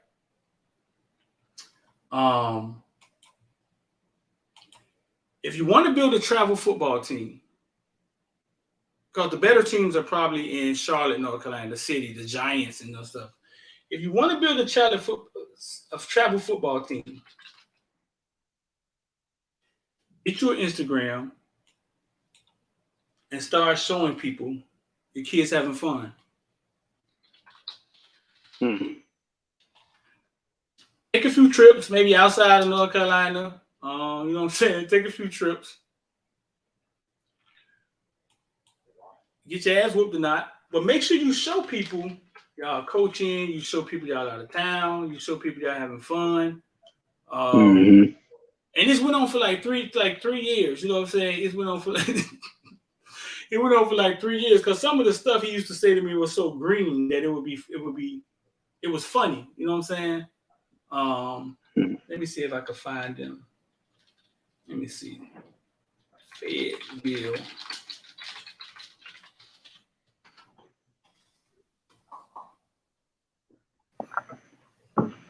So he was trying to start like a South. He was trying to start like a South Florida Express.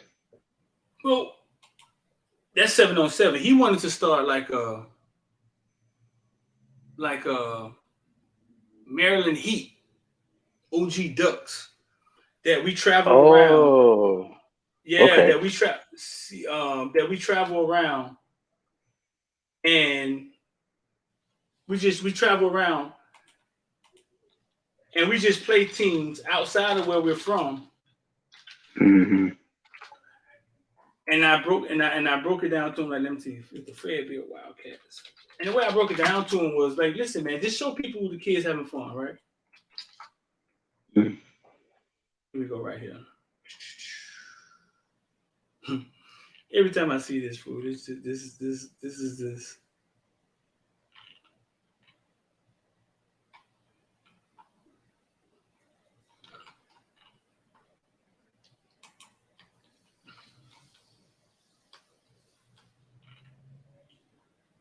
Now, mind you, when he started calling me, he had a little team. They played in a little local league, but he wanted more for his team, dog. Like he wanted more.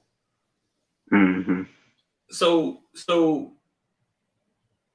he started showing stuff on Instagram, and then he hooked up with this young dude who was good at video, and the dude started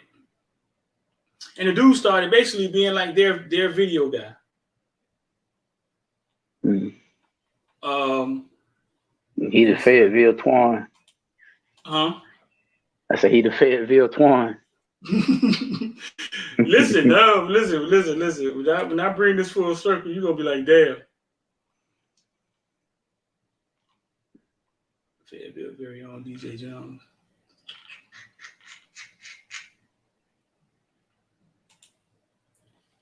I want their Instagram. I don't want that. I want their Instagram. CAA. What was his age range? What are those? High school? What are those? They're kids. He had a youth football program. He had a youth football program. Okay, it's Little League. I got you. Okay. Yeah. He had a little football program, but he wanted to travel. Like he would see the Miami stuff because I mean everybody we got so much media down here. He would see the Miami stuff. So he wanted a program. So I just started mentoring him, like, you know what I'm saying? And And I just told him, you got to show people. You got to show people y'all having fun. Mm-hmm. And he started doing it. And he hooked up with this film guy. And I saw one of the films one time, and I was like, listen, whoever did that film for you, pay him. This is little white boy, man. He traveled down for a bit. Listen, do not let him move. Pay him whatever he asks you. Pay him whatever he asks you for. Because I saw how good the dude was.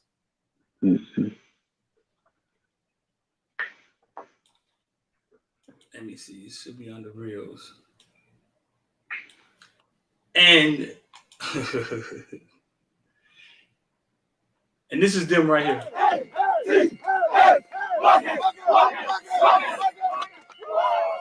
Who won't smoke me? Who won't smoke me? Who won't smoke me? Who won't smoke me? Who won't smoke me? Who won't smoke me? No, I swear to God, he did exactly what I told him to do, Cal. Mm-hmm. And maybe 2 years, they were playing on the national stage. Getting tore out the frame. Getting tore out the frame. But this the weird part. The kid that was recording them ended up being next gen highlights. At the time, he was nobody. I had a whole bunch of at the time he was nobody.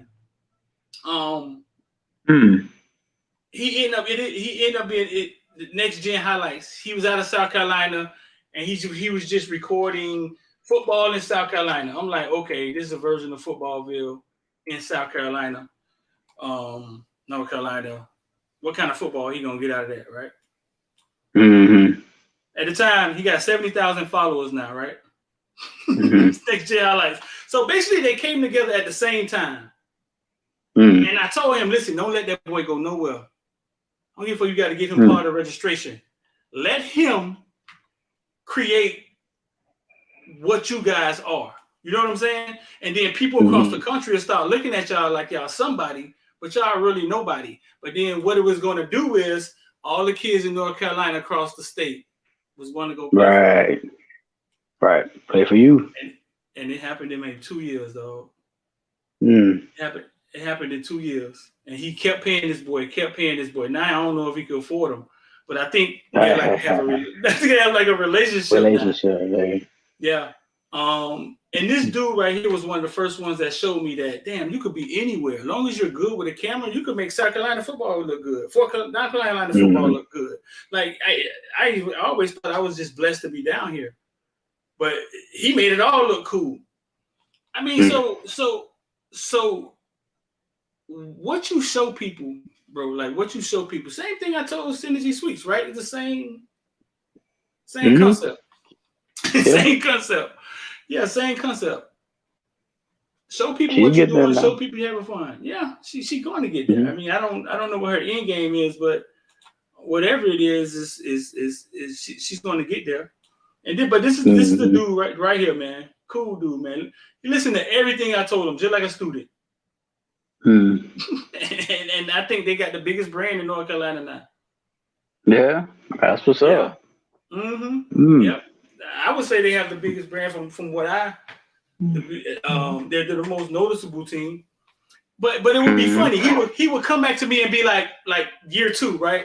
Be like, man, you know, these dudes around here went to the board on me, saying that I'm getting kids, and getting frustrated, right? Like the Dion frustration. I was like, and I just would be like, bro, listen, that is part of the process. They see you doing something different. They don't know how to take it. So what they're gonna do is hate. That's it. That's when you know you're doing something. That's when you know you're doing something. Like, yeah, if you ain't got no haters, you ain't popping. Like, that's the greatest song ever written, dog. When people start turning you in and going to the board or going to the boss saying, hey, listen, blah, blah, blah, doing this, that's when you know. It's kind of like it's kind of like the certification of, oh, I'm going in the right direction because people care. Right. And it used to bother him. He used to be like, man, these dudes hating, man. They talking to my parents. I'd be like, bro, it's part of success. Like, that's what it is. It's just part of success, especially in our community. Mm-hmm. Oh, that was a good point. Comparing that to Dion, same shit he be going through. Yeah. But he just carry it on his back, lose a toe, limping around now. Nobody don't care about what Dion going through. You know what I'm saying? But listen, I asked a question, man. Are y'all still happy that Mario Cristobal was hired? In the comment section, let me know. Are y'all still happy that Mario Cristobal is hired? Y'all still got the same fire burning in your belly? Cal, you still good with it? Yeah, I'm good. I'm not gonna lie. I'm not like it's, at first you had all this, you had a lot of energy, blood flowing and pumping, like, all right. But then you get reminded that it's a process, and it's just like, okay, let's just watch. See, you know what I'm saying? But I'm still same. Oh, but but before we do anything ahead, I want to clarify. And everything you said is what I mean. Like, I'm not saying that Eddie George needs to be Dion. He doesn't need to be a personality at all.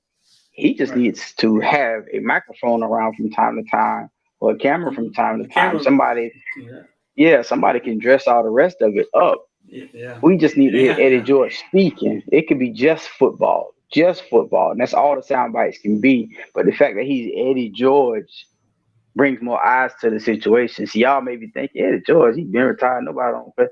Let Eddie George do the slightest thing wrong and watch it blow up. You know what I'm saying? It's still former Ohio State great Eddie George, yada yada yada. You know what I'm saying? So it's always there. So his voice is a lot of help, and I think that's why I say I don't know what, and it's hard. I don't know what Dion is doing. I can't tell this man what to do. It's not what I'm saying, and I'm not pointing the finger at him or Eddie George or anything like this. But I would hope they try to get together, do this as a coalition, as opposed to Dion saying, not that he said this, but him saying, "Oh, I'm gonna show y'all how it's done. This how we do it." Nah, y'all get together and do it together. And he may need to tap Eddie on the shoulder and say, "Eddie, just get you a cameraman. Just let him follow you around. You pick out the sound bites you want. We'll do more press conferences. You ain't got to talk about nothing outside of football. Let's talk about football. But we just need to see your face and hear your voice more. So, because people know who you are. It's just that simple. That's all. You ain't got to be exciting. People know who you are.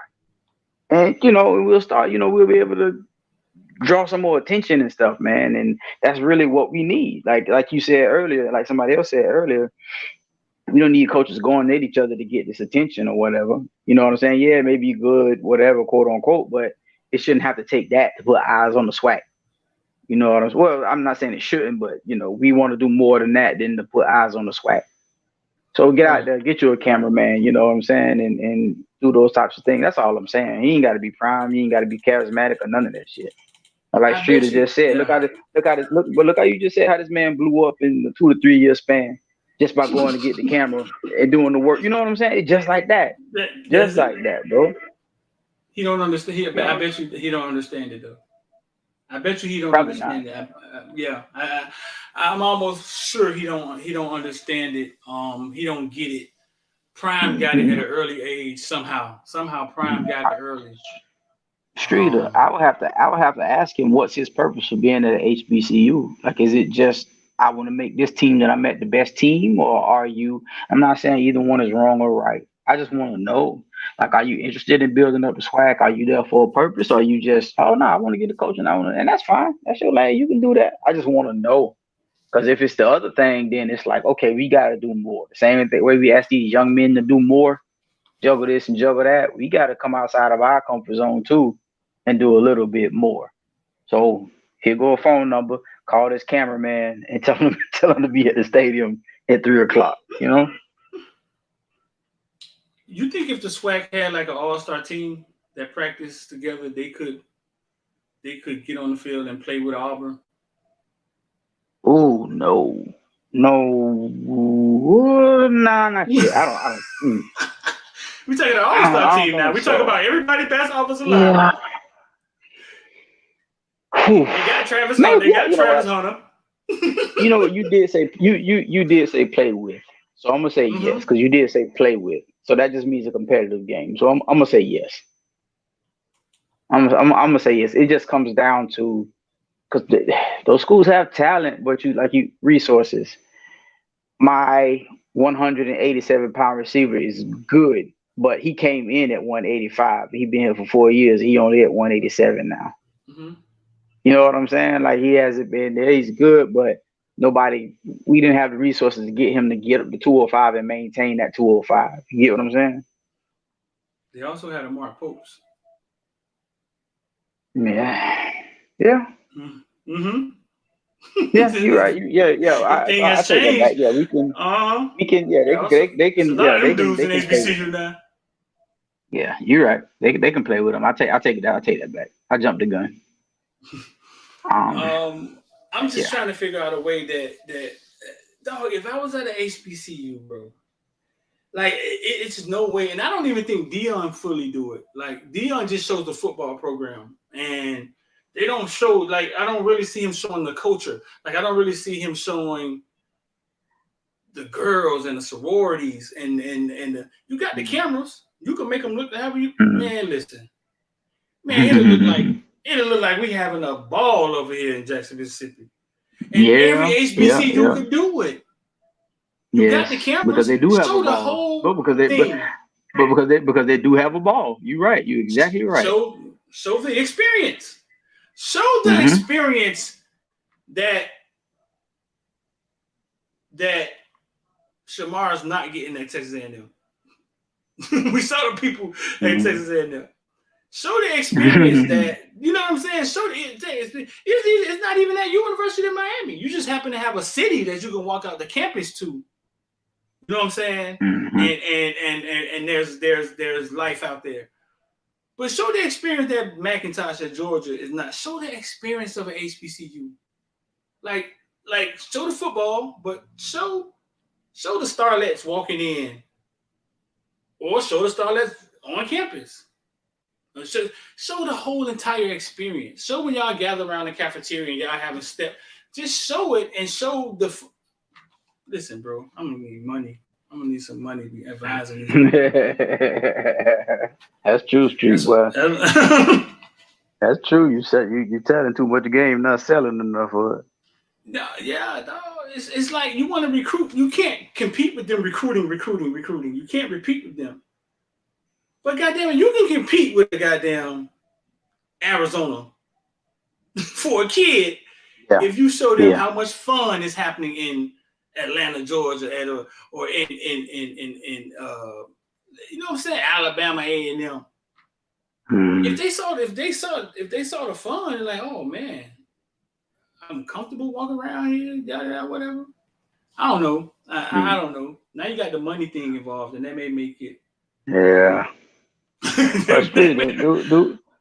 Do you have a fear, and maybe he knows how to navigate this because he's been at it so long, but do you have a fear of the novelty of Prime wearing off?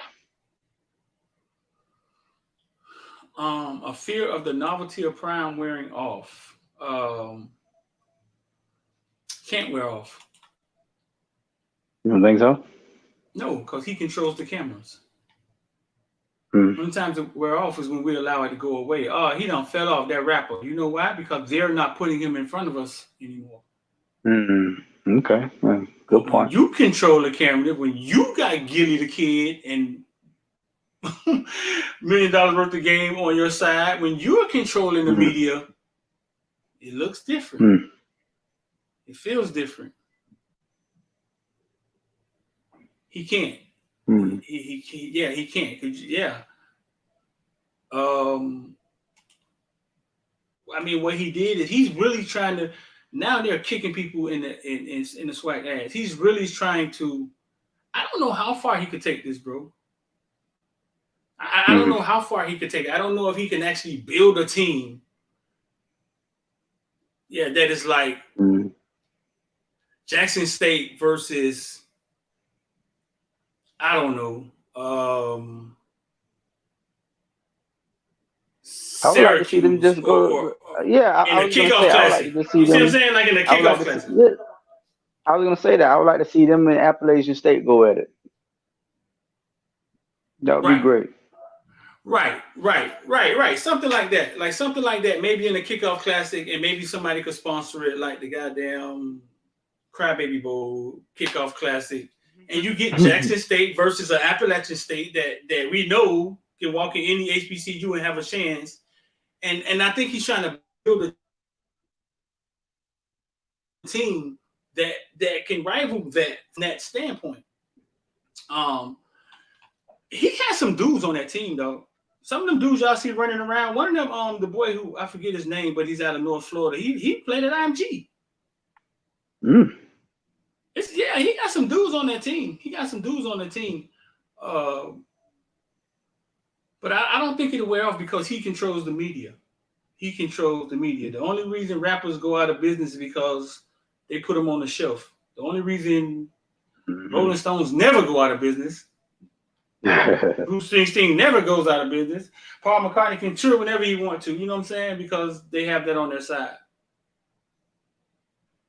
I remember one time I asked Luke, man, why you still do shows, man? And he was like, man, listen, Street, I love doing it. They pay me a lot of money. And people can get away from their problems for 2 hours when they come see me. And I felt stupid asking him that. Because as soon as I asked him, I was like, this is what I've been asking for the longest. Like, why rappers don't just continue to be able to perform these songs that we all love for the rest of their life? And Luke is doing it. Luke is goddamn Bruce Springsteen. Every Somebody said that in the goes to group. some city. What? No, we was talking about music one day. It was Ray. Ray said this.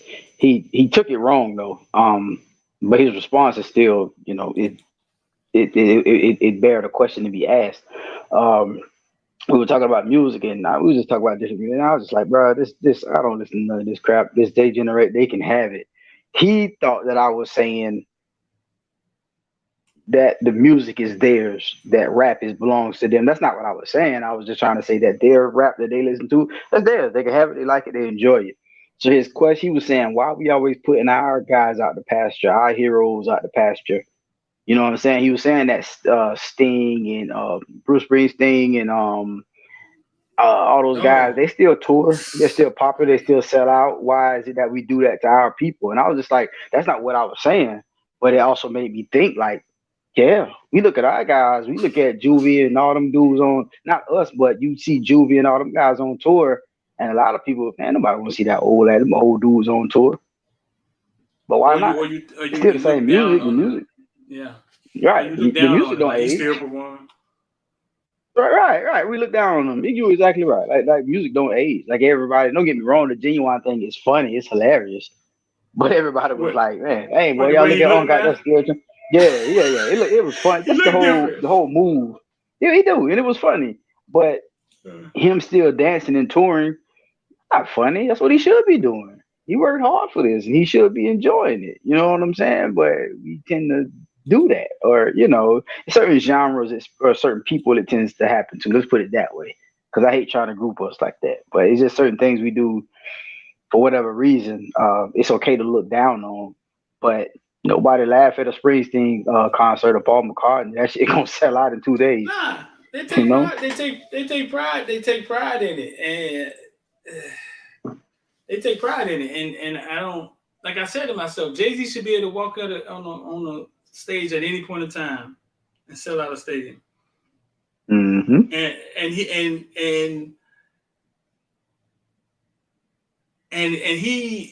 he's not going to allow himself to go away. Obviously, we see now. But yeah, he should be able to walk out there at any point in time. Now, where it does happen is it happens with women R&B singers. I think somehow they become timeless, like Patti LaBelle, Aretha Franklin. Mm-hmm. For some reason. That shot they go on tour. Oh my gosh. Right. So maybe it's just rap music where it's like, oh man, he's too old to be rapping. But if he starts singing, I think it is. Yeah, if he starts singing, when I went to that Trick Daddy reunion, and man, listen, Trick Daddy brought back people one-hit wonders, and it was very refreshing to hear some of them songs. The Cabbage Patch, and you like, man, where them dudes came from? You know what I'm saying? Like, It was refreshing to hear some of them songs, dog. But he had like one hit wonders there. Mm-hmm. But you're right, and it's a lot of kids under us still enjoy that music, still enjoy that. Oh, they still do. Because I'd be surprised when I see like younger kids or nieces and nephews and stuff or whatever, and they be knowing some of these songs or listening to some of these songs. I'd be proud and surprised at the same time. But we have this a aura kid told me the about. other day he only listened to 90s rap, and because they have the option to. We didn't have the option to. It's right at their fingertips, Cal. That's true. Who was DOS true. And then they go listen to it, and they have way more. Yeah, they have way more variety than we have. Yeah, that's true. It's right at their fingertips. And you but just you know, think, go ahead. No, go ahead. Well, because think about like my first baby mom was old soul, listen to a bunch of old music. That's what my daughter's like. A bunch of old music. Now they can actually go pull up what mama playing on their phone. And they find themselves stuck in the whispers. Stuck in the Temptations, you know what I'm saying? Now they like listen to the Temptations and they 13 years old. Have you ever seen did you used to watch Atlanta? It was a show called Atlanta? You gotta go watch that. That's your boy what's his name? Childish Gambino. What's his name? I watched the first 3 episodes. I damn sure did. Okay. He's so talented, dog. He's extremely talented, dog. Him and his brother are dope writers. You know what I'm saying? So, you know that show touches that show got some real good satire, bro. It touches a lot of points. But the one particular episode he did, it was a season finale on. It wasn't a season finale. It was on one of the seasons. I forgot, but he did like this. It was kind of like a thing of Michael Jackson, almost like a satire of Michael Jackson, right? Mm-hmm. And they was talking about music, and he was saying, I can't remember exactly what he said, but he was talking about.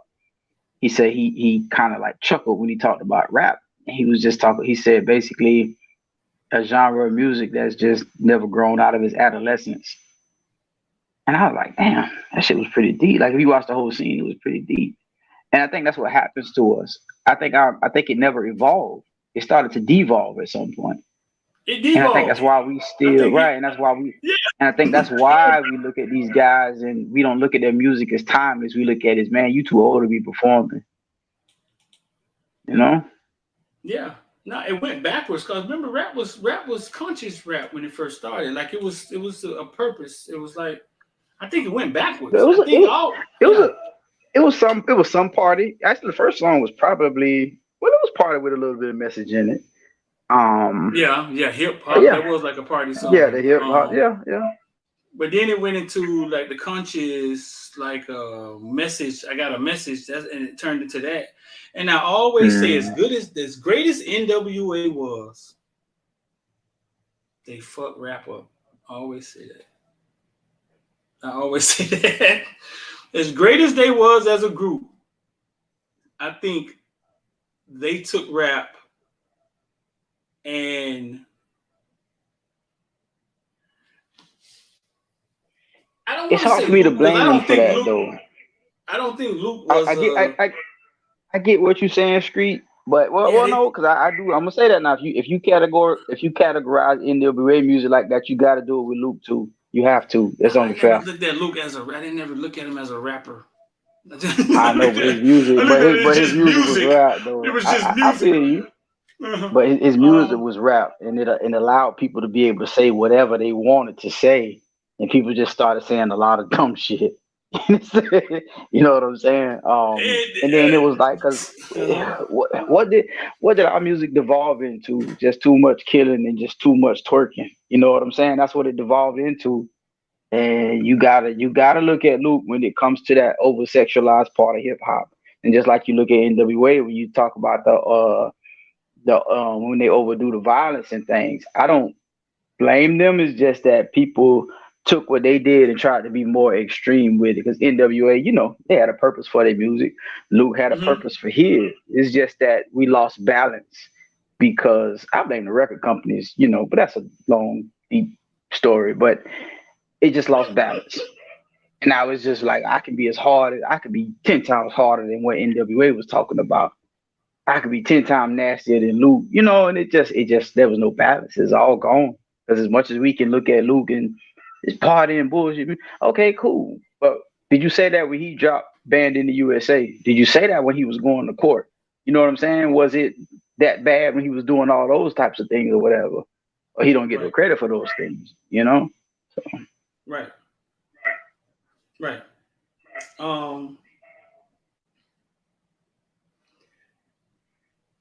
Let me see.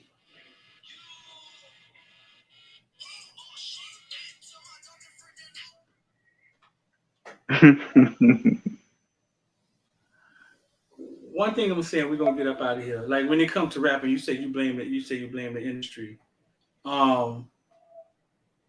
This song right here, Spot 'em Got 'em, right? You know what I'm talking about? Yeah, I never heard the song or his music, but I know what you're talking about. Okay, the hook of the song. Here we go. Knock your legs off.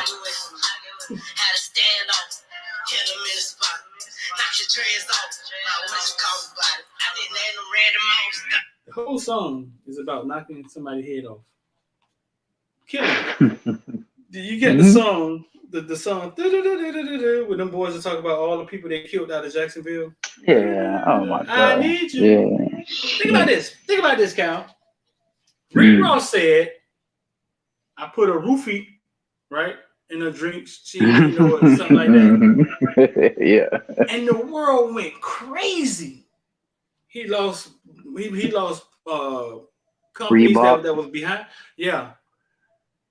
The world went crazy. How could you not be able to say that? But you can say this all day long. Mm-hmm. You can talk about killing each other all day long in the most graphic way. But Rick Ross saying he put a roofie in somebody's drink, Cardi B made a whole movie about it. And she was accused of doing it. She admitted to doing it. And then made a movie about it, right? Yeah. The movie also She goofy, man. It's a scene in there where you saw the movie? Nah, I don't. It's a scene in there where she's teaching the girl how to strip. Oh my. She should have been a star of that movie, not Jennifer Lopez. Cardi B is just she has that it factor, bro. That's just the only way to but they were outraged about what Rick Ross said. But you could talk about killing the whole hood. Like that song, I need you. The boys are telling the whole story. The whole story of who they shot, who they did, who they did that. That's okay. Yeah. But I dare Rick Ross say he put a roofie in somebody's drink. She didn't even know it. Mm-hmm. That's the industry, and that's us not having control once again of something that we started and dominated. You know how that goes. Yeah, no control, and it's just like we can't see it. Like we can't, like we're blind. Like we can't see it. Yeah, we don't control it, but damn, we can't even see it. Yeah.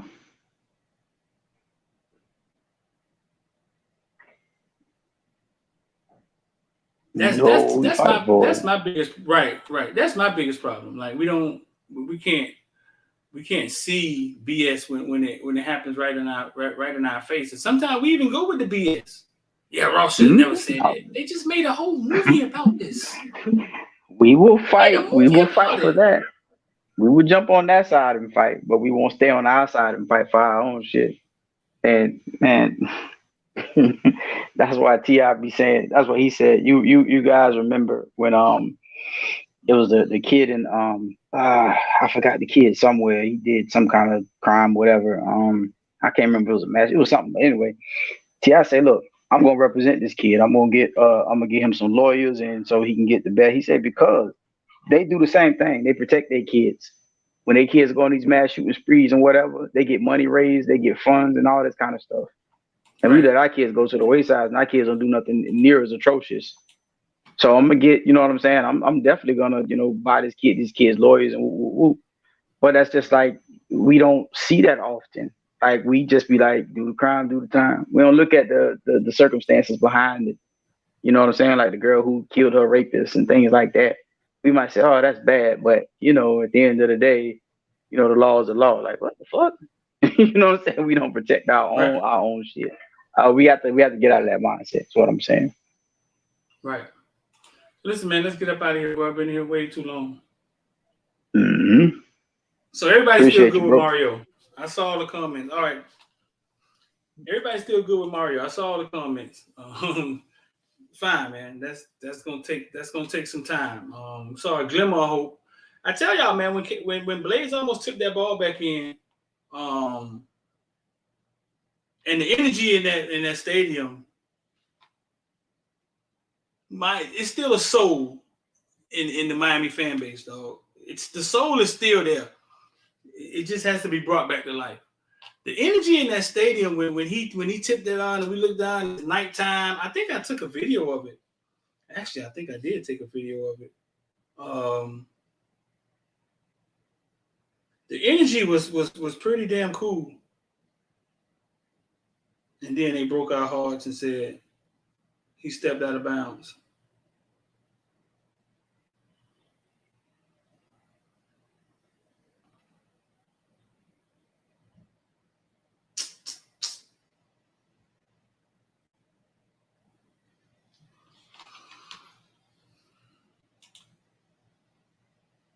Seven 786-405-9499. Y'all want to get down with IOD Squad, man. That's where we trade and let people watch us trade and do our thing.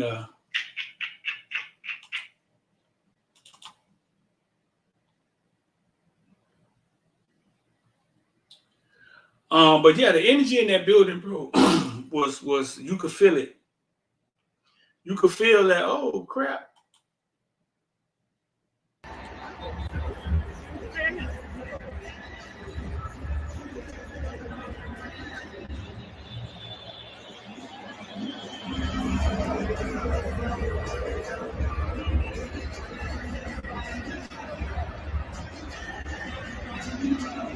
Who made that play?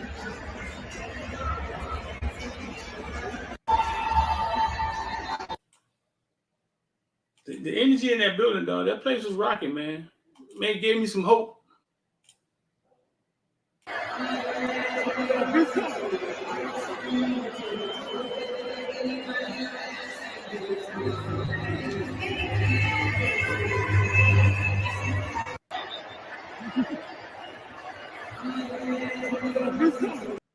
Then they came back and broke our heart. So listen, man, don't put out tomorrow something you could do today, man. The rest of your life could be seconds away. I'm D, and I'm up out of here, bro.